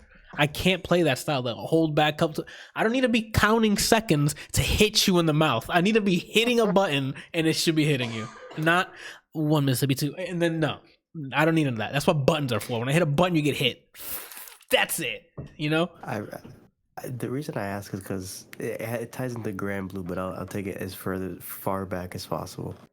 So from the second I put my hands on Sagat, I realized I was spoiled because I love the character aesthetically, just a big fucking bald tiger yelling goon, basically. I love that about him. His playstyle, big body means big buttons, and I can zone you. I control space with him. I control your mind space because I'm intimidating from how big I am, and I control space with fireballs. So with him, I've been spoiled off rip, and it seems like with every other game, I find myself having to choose one or the other because they don't do what he did for me. So I feel like I always have to choose between Incineroar or Robin. Yeah, so that's a great example. It's Robin and Mega Man and Smash. Oh, that Mega Man too. No. Kirby versus Incineroar. Ooh, that's also good. Yeah. I fucking love Kirby games. I have a Kirby shirt over there. I mained him in Smash 4. And now he no longer fits me because he tries to be a character. Yep. Incineroar, I don't even think I played the Pokemon game that he was in. But his kit fits. I'm just going to run up and grab you or I'm going to clothesline you. And there's very few characters that give me both like Sagat did. So to tie it into Grand Blue, I'm playing a character named Catalina, who is... people say, it's the girl with the rapier. That smiles at you all the time? Yeah, she's fucking smiling. I don't know why she keeps smiling. John says it's from Sun and Moon. Sun and Moon, gotcha. She's like the Ryu of the game, but if Ryu had a long fucking sword. And so she enhances people who have good neutral play and things like that. She, character-wise, or kit-wise, it fits me. You can play defensive, you have a fireball, you can poke as much as you want. She's footsie-based. I don't give a shit about her as a character. Then the character that aesthetically it hurts that I don't play her is Fairy, who is a ghost. The girl I was telling you, Anthony, she's a ghost. Okay. That controls other ghosts, and she has that big whip. Yeah. So she's long range. But she's a set play character where you do certain moves, get them into knockdown, you loop your gameplay. Oh, okay. And And that's why I find myself, do I learn how to play like that, even though she's not a zoner, because I like everything else about her? Or do I stick with Catalina because she just plays the way I want to play and I don't have any attachment to the character? I would learn both, and that way you can have fun, like have a lot of fun with Catalina because that's how you play, and then enjoy the commit. I don't know. That's a good question. It's one thing to only play with that one character just because they look good, and another thing to have a character that you're good with because they fit your play style, even if you don't really care for the way that they look, and another character that you have fun with, even if you don't do so well because they look awesome. I mean, if you're gonna fail, at least look good doing it. Yeah. The same scenario with Guilty Gear. With Guilty Gear Xrd, Sin, which is Key's son, the guy with the big ass flag he uses as a weapon, fits my playstyle. He's an eye patch. He's blonde. Has a big ass pole. You're saying I'm not picturing him. That's all. Maybe once I see him, I'll be like, oh, okay. I think the only reason I played him is because he has an eye patch and he has range. So in my head, he will stick out, but I don't really care about him at all. Versus Slayer, which is from the one that Randall had on his PS3, the fucking vampire with the demasiado swag. Yeah, he's out here just dripping. Who doesn't fit me, and in that case, I was like, fuck it. I like this character too much to not main him. So I dropped Sin. It's the same, and that's why with these team games, I go through the entire roster and then I try to decide, because this character's like 16, who's also a function character where in the show I didn't care for him too much. I just like he says Gohan the way he says it. Didn't care for him, but in the game it just feels right. And then I just put Vegeta on the team for the opposite reason. So I always find myself trying to decide, do I pick him because I like him or do I pick him because it fits? Because they still got spoiled me, basically. I got lucky in Dragon Ball because I can. One that gave me 70 fucking Gokus, but I can put my favorite characters and still hit the same buttons. That makes sense. Since they added the auto combo for people like myself, I could just hit buttons and attacks come out. I could add in the weird combination I have with Kid Buu, Krillin, and Goku, because those are the only characters. The characters I like that are in there. Once Hercule or Master Roshi get put in there, by Goku, dude.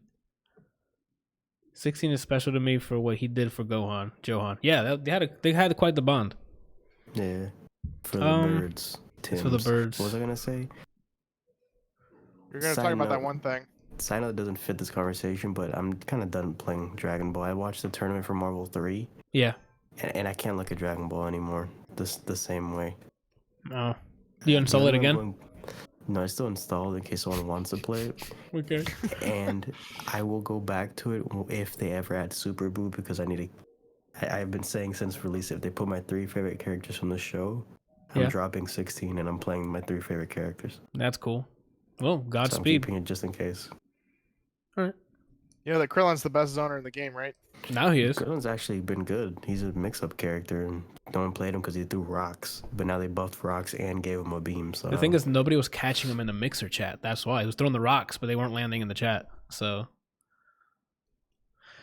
so Doom Eternal came out Friday for the 4th time now. It's gonna be a quick one. They've added. Okay, where do I begin here? Let's start with, did you like Doom 2016? Again, this is a rhetorical question. You can answer this on your own time. If the answer is yes, all right. Kelsey, tell me why you thought Doom 2016 was trash. I mean, I couldn't even play it. Mostly because I didn't own it. Okay. So do yourself a favor. I think it's on sale now, so that way you don't have to spend $60 on Doom Eternal. Buy Doom 2016. I highly recommend Doom 2016. It's fast-paced, classic shooter, like, you know, back in those Quake days. It's quick twitch shooting. Yeah, you know what I'm talking about.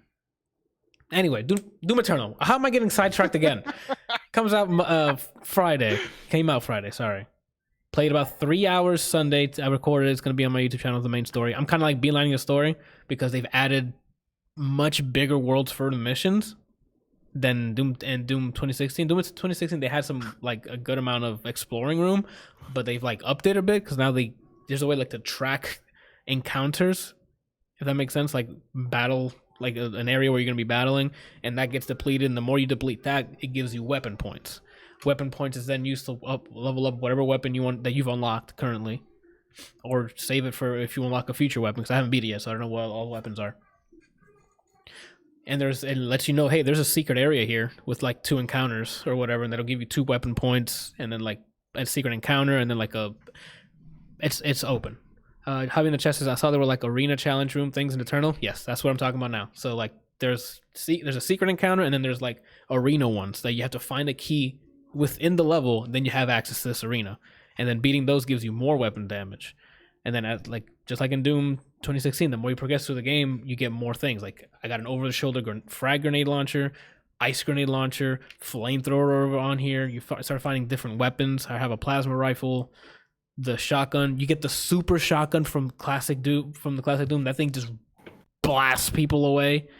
The gunplay feels fantastic, just like 2016, if not even more responsive and quick. It's the enemies look, some returning demons from the first 2016, and then they brought back some of the classic ones, like the guys that would walk around with like a machine, like some sort of gun on their arm. They've redid those. They look great in 3D now, not in fucking sprites. They look awesome. It's a bit more difficult than the other one because I played the first one on easy and I'm playing this one on easy. And this on easy, they still get you to low health. So I can only imagine playing this on Nightmare. Godspeed whoever's doing that. Watching speedruns for this is going to be freaking awesome. Become GDQ time, because this game it's massive, and now they've upped the platforming as well. So like to get to secret hidden spots, there's dashes to wall climbs to jump offs. It's like I'm playing Ori again. But is it like Titanfall levels? No, it's not that. It's not that seamless. It's very much, there's this. There's things you can like swing off of, like if you're playing Uncharted, like those poles to get to other places. Let's see what the chat. I'm waiting for this. Javi says I'm waiting for Distortion to run it because he ran 2016. I'm sure he's probably running it now. Like I said, I've only done 3 hours of it. That's like I only did like 3 missions. There's like a Doom hub. That the Doom, first of all, they've acknowledged that the guy's name is Doom Guy. He has his own fortress of Doom overlooking Earth because he's protecting Earth from the demons. And from there, you can like walk around in your little hub. You see like the classic Doom armors and stuff. It's a very like fan service area. You unlock points that you can put into your armor in a very clever way. So like if you want to get special abilities, like the first one I committed to was getting pickups from further away. So if I'm like killing something, I need health real quick, I don't have to run all the way to the thing. It'll come to me from a further distance. You need to upgrade 2 specific things for that, and then it'll enable the bonus. So you can commit to just going to armor if you want to just max out armor, but you won't get like bonuses. So you'll have to like trade off, get armor and then get ammo for this specific thing, and you get the bonus of, now you can get things from further away. And then there's other points you get that'll give you special. You can make special builds because you have 3 special slots for your suit. So you can do the glory kills faster. Instead of watching the whole thing, he just does it real quick. There's another one that increases the time they're in that vulnerable state. So you can do a glory kill. You can dash to do the glory kill from further away, depending if you want to build your Doom Guy that way. Yeah. There's just so many different ways you can customize your killing experience. Johan says, pretty sure there's a fucking grappling hook and I'm dying to play it. Yeah, that grappling hook is stuck to the super shotgun. So you basically go, get over here, but you pull yourself towards them and then you can just blast that fucking shotgun and just obliterate them. Satisfying as shit. If it's FPS, this game is an FPS person's like dream. Just go in there and just shoot things. And you want to shoot them because they're freaking demons. Randall, wouldn't you shoot a demon? I wouldn't be anywhere where there was. Randall, we're not saying if you would be in there. You are now in there in that situation. So wouldn't you shoot demons? I'll pray to my God and. All right, Randall's gonna die immediately. I hope that I get saved. No, because I won't be alone. Brian will be with me praying. Yeah. Oh, that's big facts on that. Name one thing stronger than communal prayer. Oh, you're right. I'm the heretic that's gonna be unstoppable, dude. Anthony, I would be next to you shooting. Thank demons, you, okay? bro. I'll be out there just blasting these demons, dude. If I'm going out in a blaze of glory with as many of those fuckers as I can take with me. Then I'll throw a super shotgun your way. We're gonna go out there and just body these kids. Keep those eyes open. Yo, it is that. Oh my god, bro! You just said that. What do you the want? music again. In 2016, it was a good amount of metal, right? I'm like, okay, this is some good metal. They upped it, dude. I don't know if it just gets louder when you're playing it. My heart rate increases. I have this fucking like it. I can see it happening. Like it's to the point where it's like. Just imagining like Anthony comes off a session and he goes to bed, and something triggers him. He just gets up yelling and swinging. It is the. Oh my god! They made a heavy metal choir. It is really good. Randall, there's this area that's in the snow places, like in the north somewhere, and it's like very icy. And I swear they're making an homage to God of War, because it's like that type of sound. And then when an encounter starts, that's happening. But then just metal ripping guitar, and you're just jumping and dashing and just shooting things. It's. Everything comes together nicely. The heavy metal with the badassery that Doom guy is, and then you feel like a badass with all those strong weapons. Like it's. That's. I wish that Doom games were co-op and not Wolfenstein. You know I what see mean? that. It's for like so you can just have like a jump in, just blow things up kind of thing. 'cause Yeah, I could want a agree with that. biscuit into gruesome. You know what I mean? I can see that. That's actually a good point. Like, not to knock Youngblood because I really like Youngblood. We hated it. Nah, bro. Like, if you're down to play, bro, I'm down again to play it. Like, Youngblood was really fun. So everyone here has played Doom. No, I don't think. No, not the they new haven't. one. Not the new We one had or the old 20. one. I mean, this period. I played we had was it N64? Doom We had 64. Doom. Yeah. Yeah, I played that. So I mean, well, I guess maybe that was the wrong question. And we also had Doom for Xbox One. Remember the flashlight? Oh, the one where I almost went to the bed. Yeah. Okay. So is everybody knowledgeable in the lore? Oh no. So there's a story here, and I gotta be honest with you. Even in 2016's version, there's a robot that tricked you. That's all I remember from the story. What I mean, like lore surrounding the character that you play.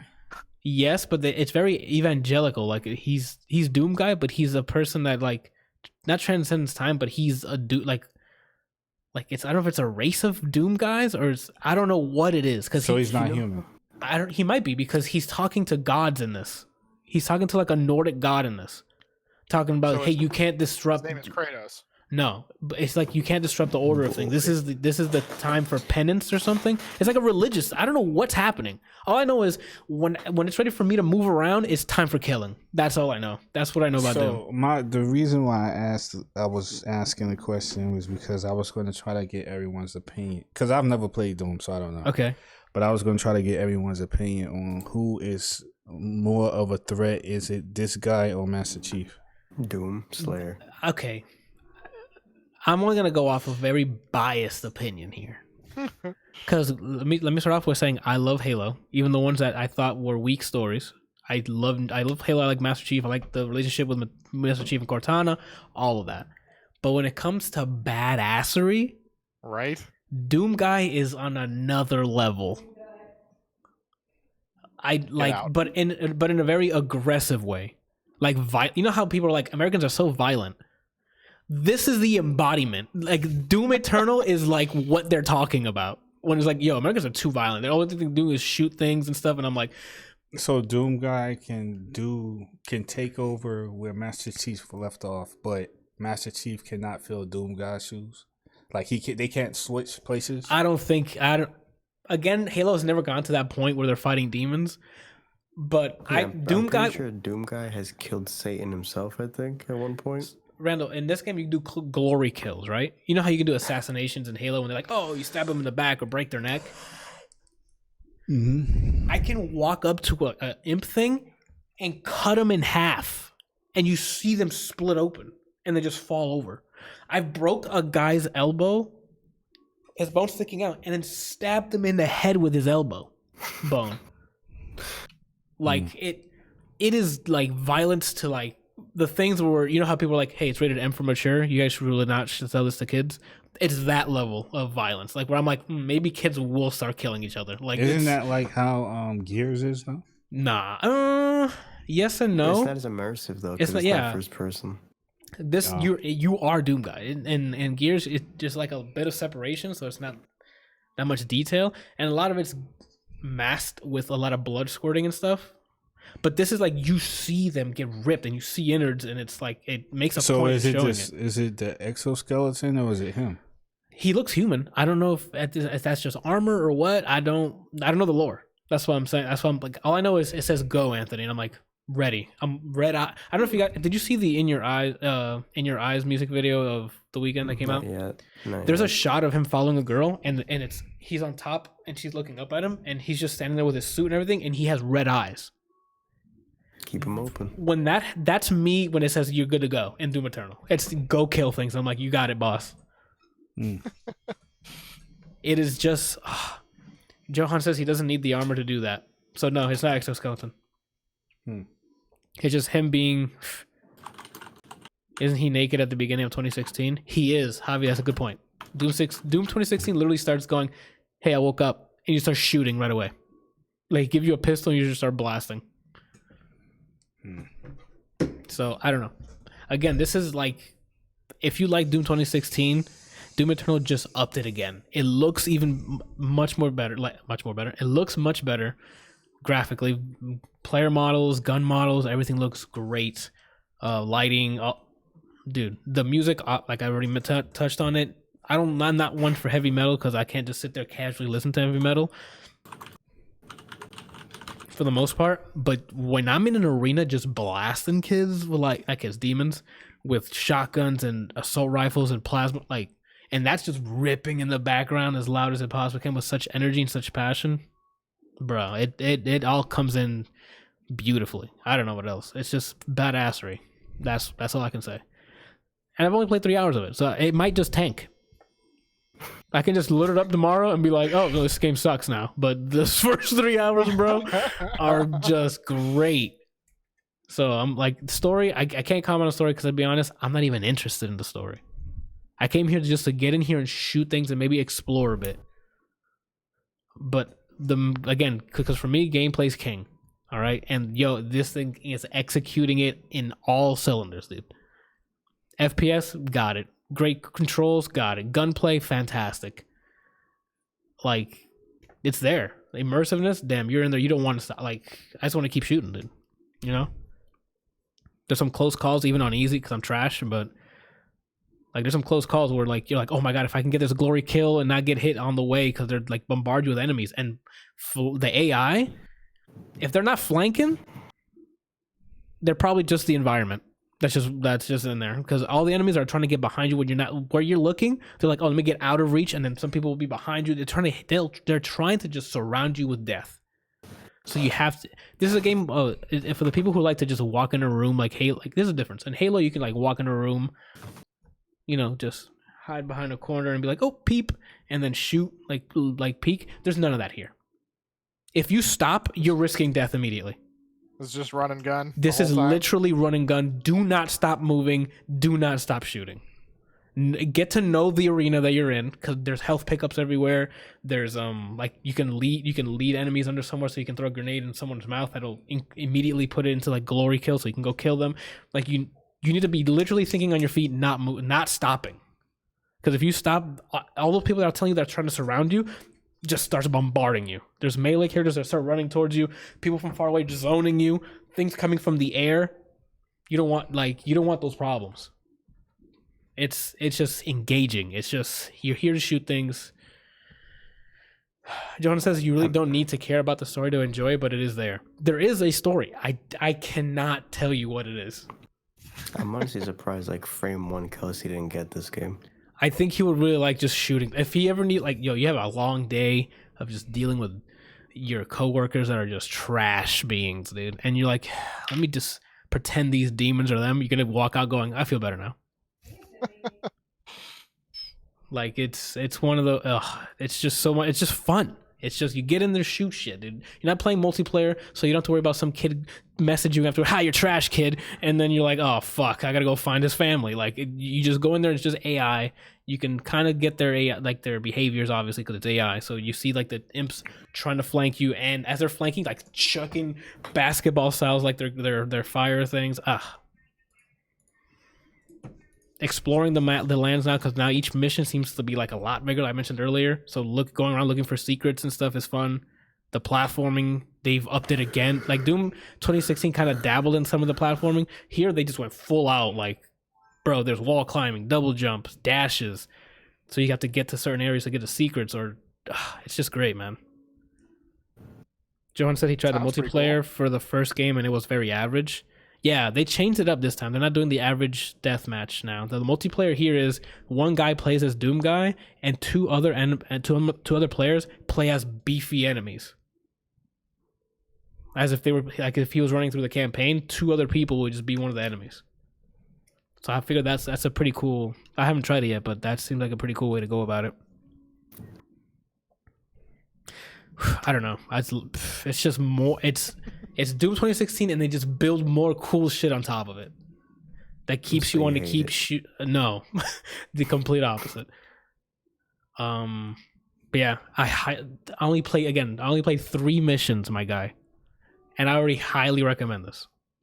For the people who love Doom 2016, this is more of it, bigger and better. And if you like if you listen to heavy metal, dude, you're gonna love this. The soundtrack is literally that. Like head bob. Like sometimes you'll hear it and just head bobbing while I'm just shooting things, because this is it. Kelsey, get yourself Doom 2016, and if you like a little bit of it, buy Doom Eternal. I'll put that in the backlog. Yeah, that's fine. As long as it's somewhere and not in the ether. It's right behind The Last of Us. Oh, then never mind. He's never gonna play it. Why bother? Speaking of Last of Us, in light of everything that's going on, I went back and watched the trailer for Last of Us Part 2? No. Oh, sorry. I think it was the first Division 2014. Oh, that's basically what's happening now. Yeah, I watched that trailer. I was like, man, I look at this differently. Because it hits different, because now it seems very close to what's happening. Yeah. That's all I had to say. Oh, okay. Randall, you know the Division 2's on sale on Stadia? I'm disappointed, so I'm probably never going to play that game. Ah, okay, cool. Lit. You know what was on sale that you wouldn't be disappointed in, that you I probably already know, The Witcher. No. Is that what you're going to say? He wasn't going to say that. The Witcher 2 and The Witcher 3. Oof. Well, that's what I. What about the first Witcher? That doesn't exist. I don't know why you keep saying there's one. Like the beta, I guess? If you played the beta, then yeah, sure. That's all I have to say about Doom Eternal, man. Just fucking play it, man. It's so fun. It's just so satisfying. That's all I can say about it. It's just more greatness. All right, guys, let's end this off. I think that's everybody, right? So let's end this with Castlevania. No spoilers, obviously, because Kelsey is about to finish it, and Janiana's in earshot, and she's waiting to watch it with her brother. So, how do we do this here? Castlevania Season 3. I mean, so far it's going really well. I'm excited to see. They seem to be setting up a lot of things, but I feel like that's kind of their thing. Is they have some new thing in the beginning, and then they set up for something else at the very end. Yeah, to go off of what we mentioned earlier about like what I wanted for No Game No Life. Castlevania, I think, is doing it, where like they have multiple arcs happening in different locations with different species. Like we're getting to know the villains. I don't want to say what the villains are, I guess, or the group of villains. You know what I'm talking? The sisters. Anyway, you're getting to know them and what they're like, and even their dialogues with each other, while the Belmont and what's them are having their own arc and their own thing happening, and then also Alucard's going through his thing. And you have Isaac, yeah. And Isaac. That's like 4 major plot points, and they balance it well throughout the season of, hey, this guy's doing this, and then they'll in the same episode go to something else that might relate to that Game story. It's very Game of Thrones. That's what I wanted for No Game on Life. For the movie, especially. I'd let the redhead put me on a leash. Yo, you know what I'm saying? Randall, don't even act. I mean, my favorite is not shooting in my direction so I can watch her do things, I guess. That's also true. But yeah, but we're getting too much into it. Like, yeah, there's what was I gonna say? These seasons have their own formula, and it's if a season's like 5 episodes for Castlevania, the first 3 will always be lore. The last 2 will always be shit happens. Yo, this ends with shit happening, and it go ahead. So far, each season's been like that, and I'm all for it. Because there's no dull moment. Like, sure, people are in there for, I want to see people fight people. You know what I mean? Yeah. But there's never a dull moment. Because everything that's on screen is development. Like, it's building up to the action in a way that's not boring. It's not filler. So, like, even this was... Go ahead. No, go ahead. I'll wait till you're done. I was going to talk about, like, the new characters they added. Like, I was scared they're going to... Like, I saw the previews for them. Like, oh, they're adding all these new characters and stuff. And I'm like... No, but these characters ended up being cool in their own right. Like the, I guess, yeah. Oh my God, Saint Germain! I'm not gonna spoil it. He is awesome, dude. Like, oh, when he, I'm really curious about his arc, and I really hope we get to see the thing. Yeah, you know. But what I wanted to ask you about was one of the guy that leads the town, the judge. The judge, yeah. So I don't know if I just missed something or what, but I think I know what you're gonna ask. Episode 8, where he's coming out of what I'm guessing is the bathroom, and his like hands and things are shaking. That ain't the bathroom. That ain't the bathroom. That gets resolved. Yes, you know what. Okay. You'll know what happened. I'm really hoping it does, but like he has kind of weirded me out from the beginning. Yes. Too. Yes. You know, like the way that he runs the town. You know, and so I was really hoping that they like resolve that. That's resolved too. You'll know what he's about by the end of that season in the next 2 episodes. Good. Johan in the chat says Saint Germain. I remember that dude. He is one of the highlights of this season, dude. He was really funny. He was really good. What the fuck is toilet paper? Yeah, he's like, what? Oh my God. Yeah, the characters I loved. Animation, I think, got better. There's a fight scenes that we saw with what happened? What's his name and the 2? Yeah, that I thought they were really well done. Sweet. It's the fights still look weird to me. Why? Since the first season, they just look like they're missing frames. What do you mean they're missing frames? It just seems jagged. If they feel uncomfortable. Well, it's all handmade 2D, so they only can do so many in betweens. It's not going to be a 3D like tween. I'm sorry. Yeah, I don't know. That's still the issue I have with it. That's also why I'm not like, for most of them, when there's magic involved, I'm fine with it. But like the CQC parts of the up close. Oh, Javi says the same thing. Javi says the fights are super choppy. I don't know. That seemed like that's how. The idea of the fights are cool, but it just looks rough to me. Since the first season. What do you think, Randall? Being experienced in animating, did it like bother you the animation style they use, or is it a style, or they just they did it quickly, like it was a rough animation? What's your take on them? I mean, it's noticeable that the animations aren't fluid. It's just less frames, like you guys are saying. But does that kind of bother you? Do you think it's a subjective thing, or do you think that's like something that they should fix for like the next season? I think at this point it's kind of a style like other.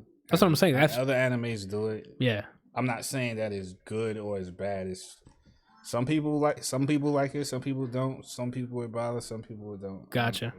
Cause I thought it was fine. I didn't like. Oh my God, it looks fantastic. Like the animation, I think does look fantastic, but it wasn't like because of the choppiness. It looks fantastic. It still looked. You can tell the movements that they're doing. What is it that you tell me about the secondary movement? They still had it. Yeah. Like within the animation, it didn't have all full frames, but it looked great to me. I don't know. Like those fight scenes, I'm like, oh, it's good. For anyone who's seen Avatar: The Last Airbender, like not the shitty movie, the show, I wish it was that fluid. I haven't seen that show yet, so everyone's been telling me to watch it. I was reading the post show. They had like long ass books, and I read through 2 of them, and then they released like 2 more, but I didn't read it. I didn't watch the one with the new lady. John said, Anthony, please. I know everyone tells me I gotta watch it. It's just so many episodes. First. Well, that's what I plan on watching next because I'm after part 4, which I liked a lot. I'm ready to dive into the next one. Because 3 is the one I'm like, I don't know if I can watch the show anymore. And then part 4 came and I'm like, okay, I'm back in. So hopefully part 5 is like lit.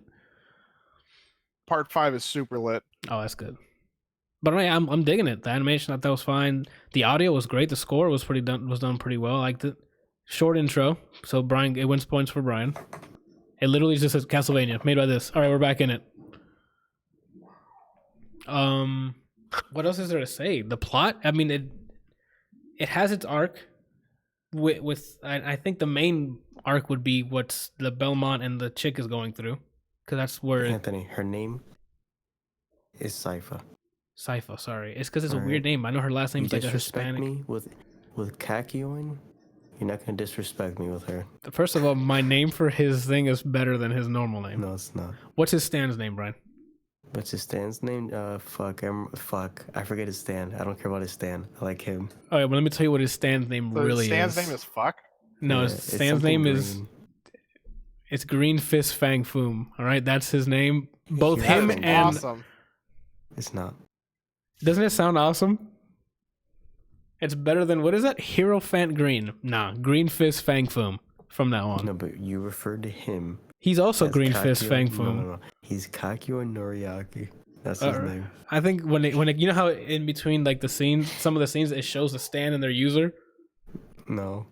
You don't? Just for the... I do, but just for the... Oh, okay, so it comes up and it just says Green Fist Fang Foom for both of them. Oh my god. Sypha Belnades. Yeah, it was a Hispanic one. Sort of like a Hispanic last name. But yeah. How many episodes was it? It was 10, but they flew by like this.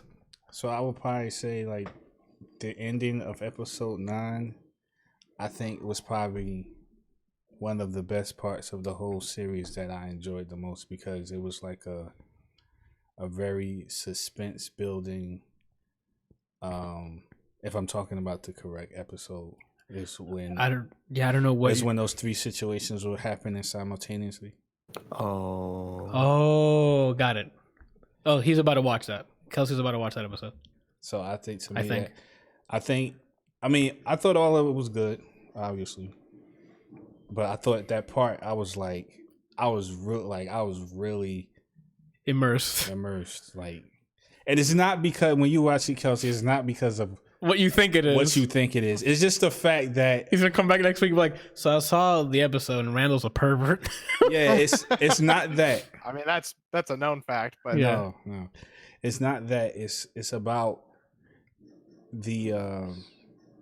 It seems like everybody's in those 3 situations. It seemed like everybody, not everybody, but the 3 individuals' lives were hanging in the balance. It was like, at any point, any one of them could die. Yeah. Game of Thrones. That's what I'm saying. It was structured very well, man. Like it's the pacing was great this season. Like it was, like Brian said, there's no dull moment. If it was about to be a dull moment, they'll cut to a different character and be like, hey, in their arc, this is happening and it's something important, and then they'll swap over to someone else. Like it was handled beautifully. I hate that I know what happens to the characters because some big things are probably going to happen in the show and I can't say anything. Well, don't. Because right now, man, Castlevania is in an upward bliss right now for me. Like it's every season has been getting better and better. Yeah, I can't wait for. Oh my god, one of my mains for the next season. Oh, that's true. They set up a lot of stuff for next season, so next season better be lit. So cool, yeah. That's all I have to say, man. I highly recommend it. If you haven't watched Castlevania at all, the first season's like 4 episodes. If you don't like those 4 episodes, then don't watch it. But if you like that first season, just keep going because it just gets better and better. I can't help but think of Half-Life 2 when I think of. Don't this you season. Dare fucking talk about Half-Life. Oh, okay. At this moment, Kelsey, shut the fuck up, dude. Yeah, I saw it. He's mad because he ordered a Steam VR headset, but because of the Rona, yeah, he's like, oh, I can't play it yet. No, I mean, like I said in the Discord, you mentioned like I hope other people are loving it, and they are. I think it's reviewing really well, so good for Valve and them. I'm not spending that much on a VR headset to play one game. Like Anthony, They told this is insider information, so Okay. just don't tell anyone. They told me Who's they? if this game doesn't. Don't worry about it. I told them not to. You don't need this information. Just Okay. Go for it. Insider information.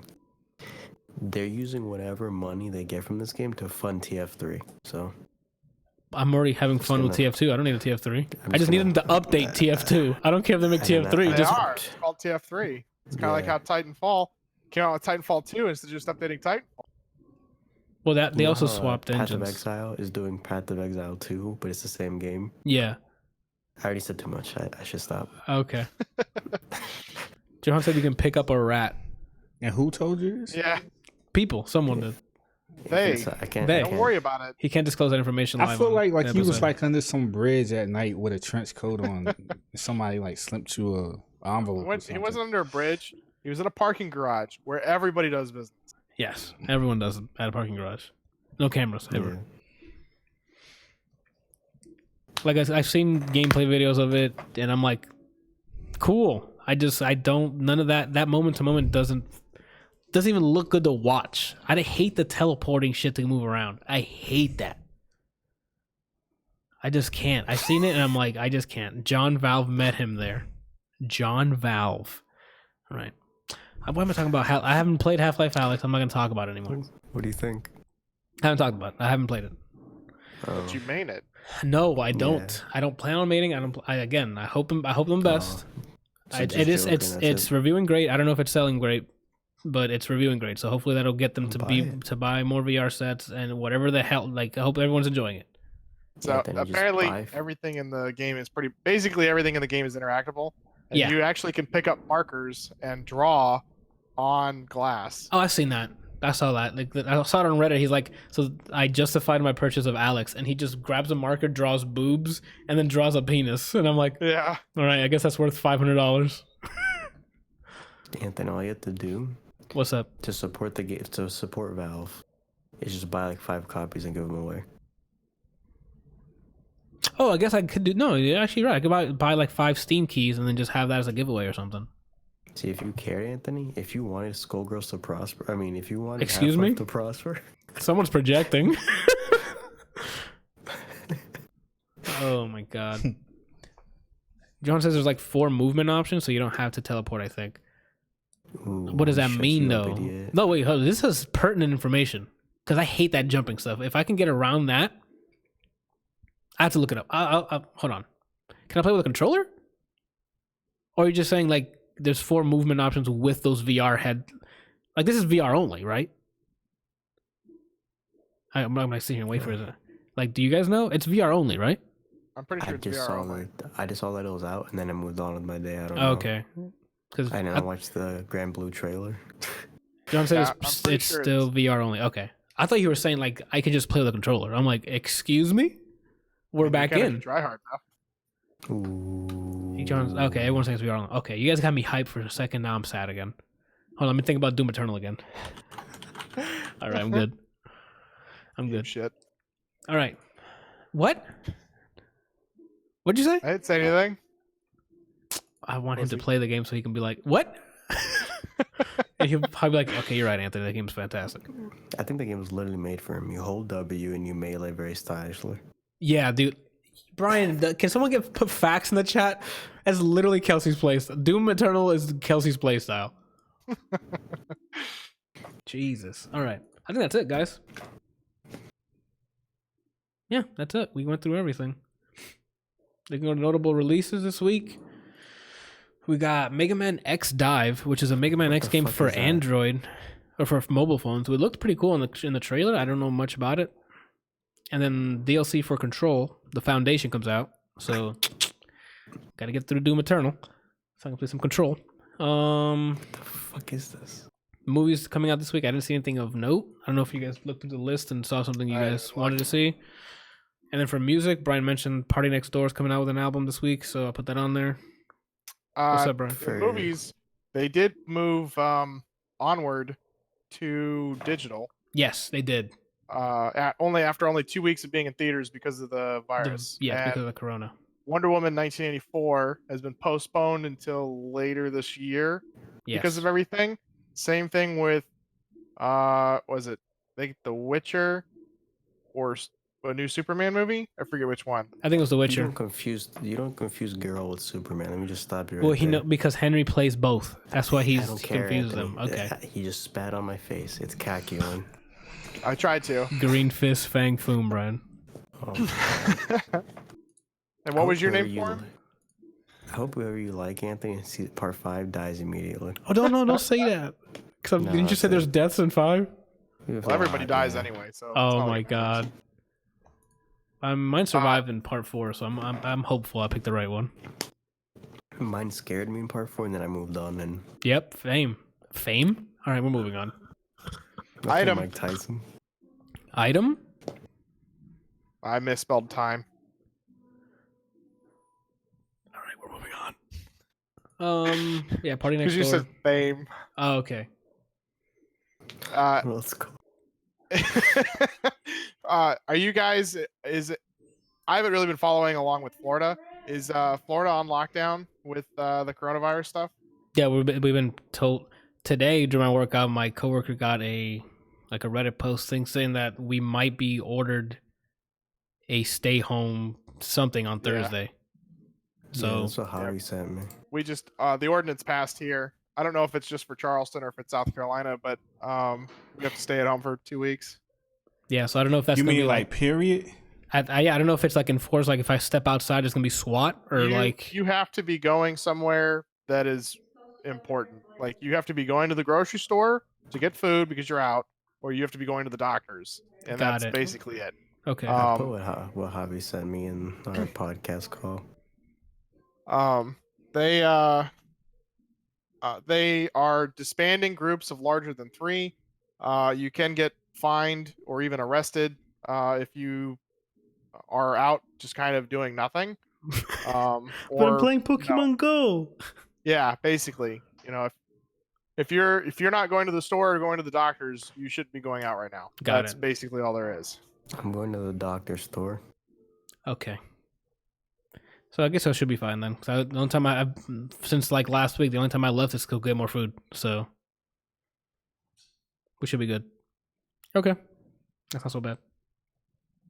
And I think that's it for music, Brian. Unless there's something else is coming out this week. We gotta listen to Childish Gambino's because that wasn't on last week's thing. Yeah, and I still gotta listen to Alicia Keys. Same. Let me look at music. Boy, I'm looking at music. Gwent on the Android came out today. So Yes, that's also true. Play it, pussies, I'll kill you. Nah, I'm not a fan of Gwent. Nobody is. Do it.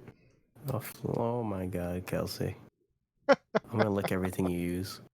And that's about it, guys, for episode. We Pearl already Jam have has an sex. album. What else is there? Pearl Jam, Jesse Reyes, Tulips is having an album. This week? That's what it says. Where? I didn't see that.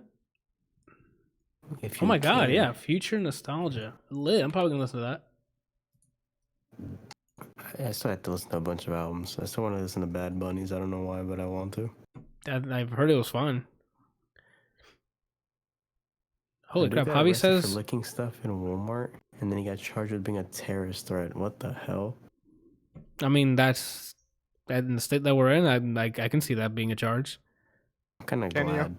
Yeah, like if. That What whole if. trend of licking stuff was like, who raised you? But I mean. Are you talking about that guy that licked the deodorants? Well, it was a string of people licking shit in the store thinking it was hilarious. So there's that one girl that licked the ice cream. that one, she got arrested.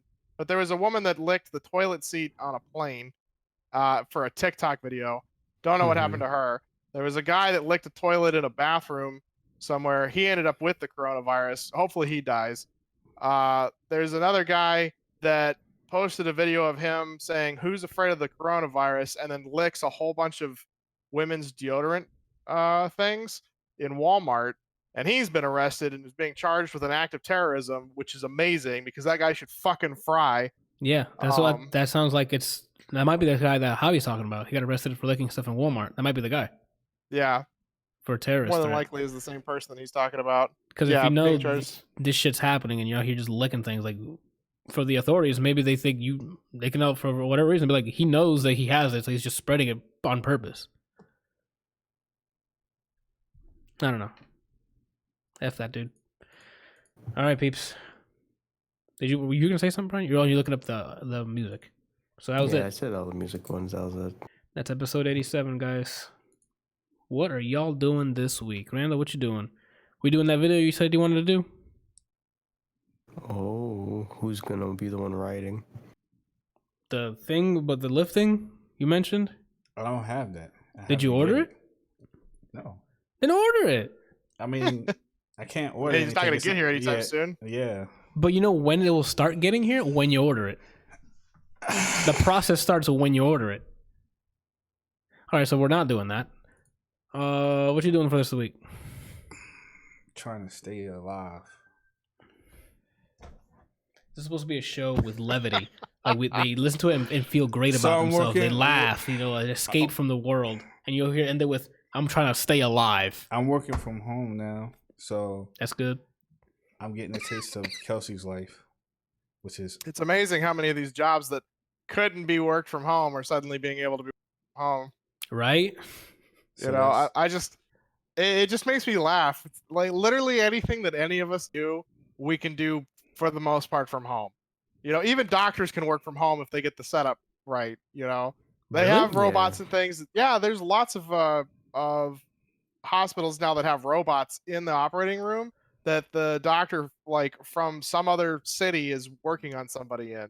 Oh, I didn't know that. I didn't know that was a thing. That's pretty dope. So you're liking the setup? Randall just working from home? Yeah, I forgot what I was going to say. You were enjoying Kelsey's life, and then... after the quarantine's over, he's going to be looking for a new job that allows him just to work from home. That's true?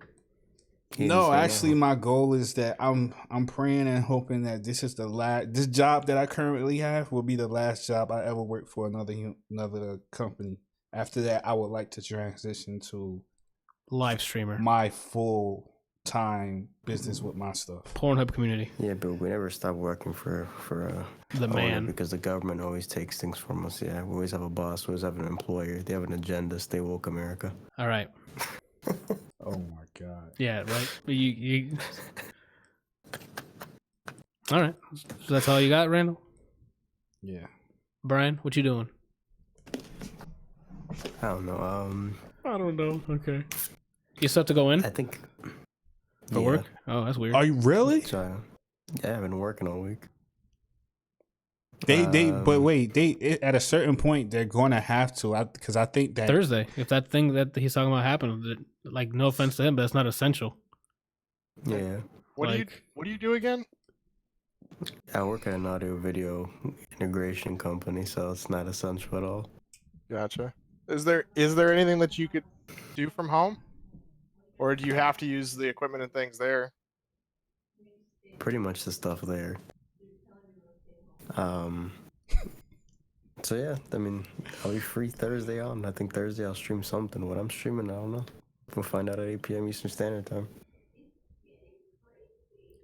And then that's about it. If the quarantine really means we can't go anywhere, then I don't know. We'll figure it out.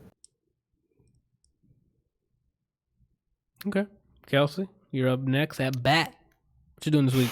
I mean, we get already work from home, so not much there is going to change. Right. This is business as usual. They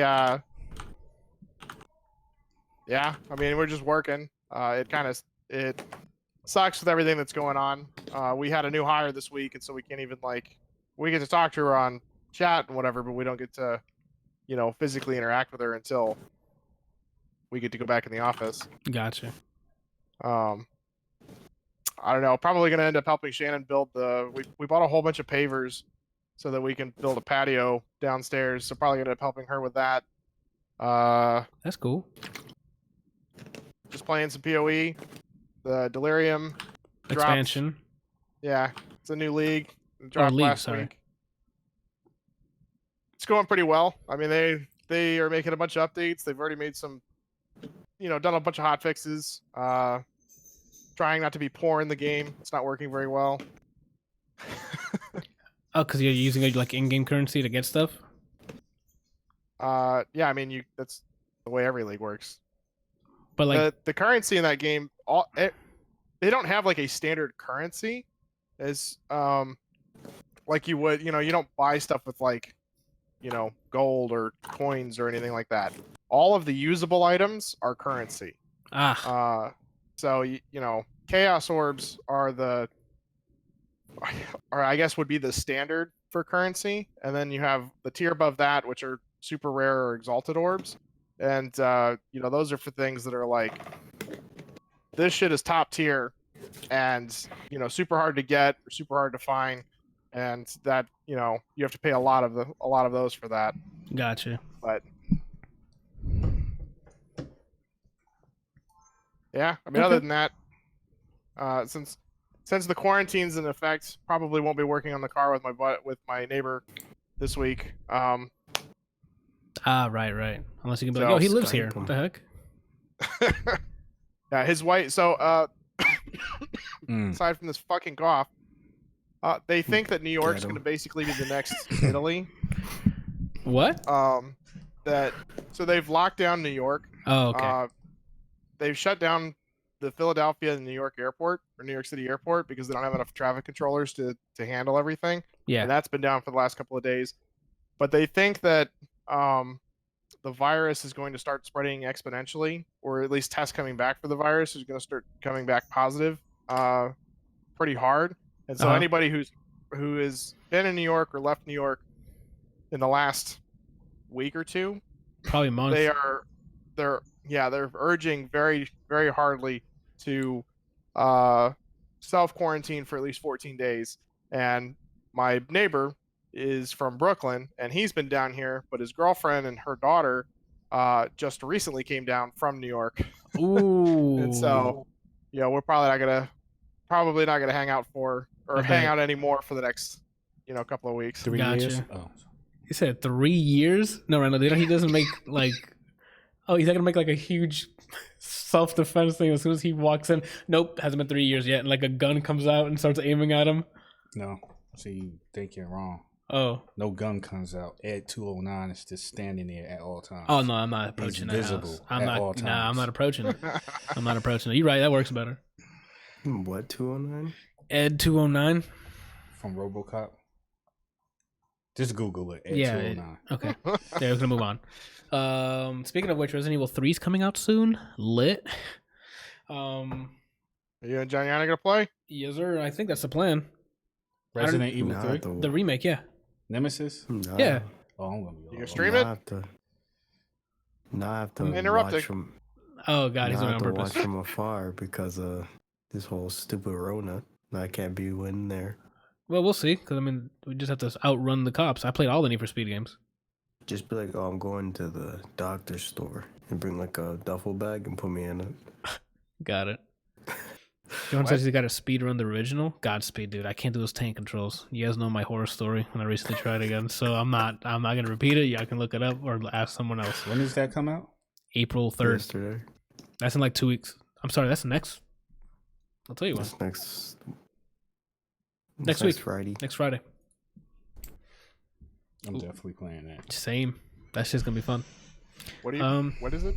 Next Still Friday. talking about Resident Evil? Yeah, Resident Evil 3 remake comes out next Friday. I already beat it. I think. So Randall, you gonna stream it? Probably not. Because it's all one cut, and we know how much you like one cuts. You didn't say no. I already said probably not. Come on, dude. That's not a no. That's a maybe, and a maybe can be a yes. So you're saying there's a chance? There's a chance. Yeah. No, there's no chance. All right. Stupid. So that's it. Let you get the chance. What am I doing this week? Streaming tomorrow and Thursday. Pretty Probably Doom Eternal, to be honest. I want to see if I can finish that. sure. Beat Ori already. You mentioned the chat saying, should I start feeding Randall on the screen? Yes. What? I don't know, but yes. What? Should I start feeding Randall on the screen? What'd you say? Feeding? What like that? Feeding. That would be hot. Feeding? Yes. Feeding. All right. So yeah, Doom Eternal probably. What does that even mean? Feeding with a D, not feeting with a T. I said feeding. Here comes the airplane. As in food, sustenance. Yeah. Who said that? Could become. E-Man. I don't understand the joke. We're gonna move on. Is there an underlining joke? Yes. How crazy that's he's gonna like on his screen. He's gonna pretend he's feeding you. You ever seen those things of Ryan Gosling refusing food? No. All right, we're gonna move on. The way he reacted was like, where he's from, that's an insult. Yeah, like You're gonna feed me? oh shit. So yeah, probably Doom Eternal for tomorrow and Thursday. Unless I get like, cause the damn Cobra dude, his fucking PR work at Ubisoft worked.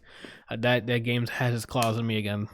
So like I don't know when I'll do Division 2 again because the expansion's out. I'm in New York again with my Tims, like shooting up those bad guys, you know. But most likely Doom Eternal because I want to get through it. Because I got to go through Control as well because the DLC for that comes out this week. And I love the Control. You should play it with only listening to Controller. Like I can't because I'm gonna record it. So okay.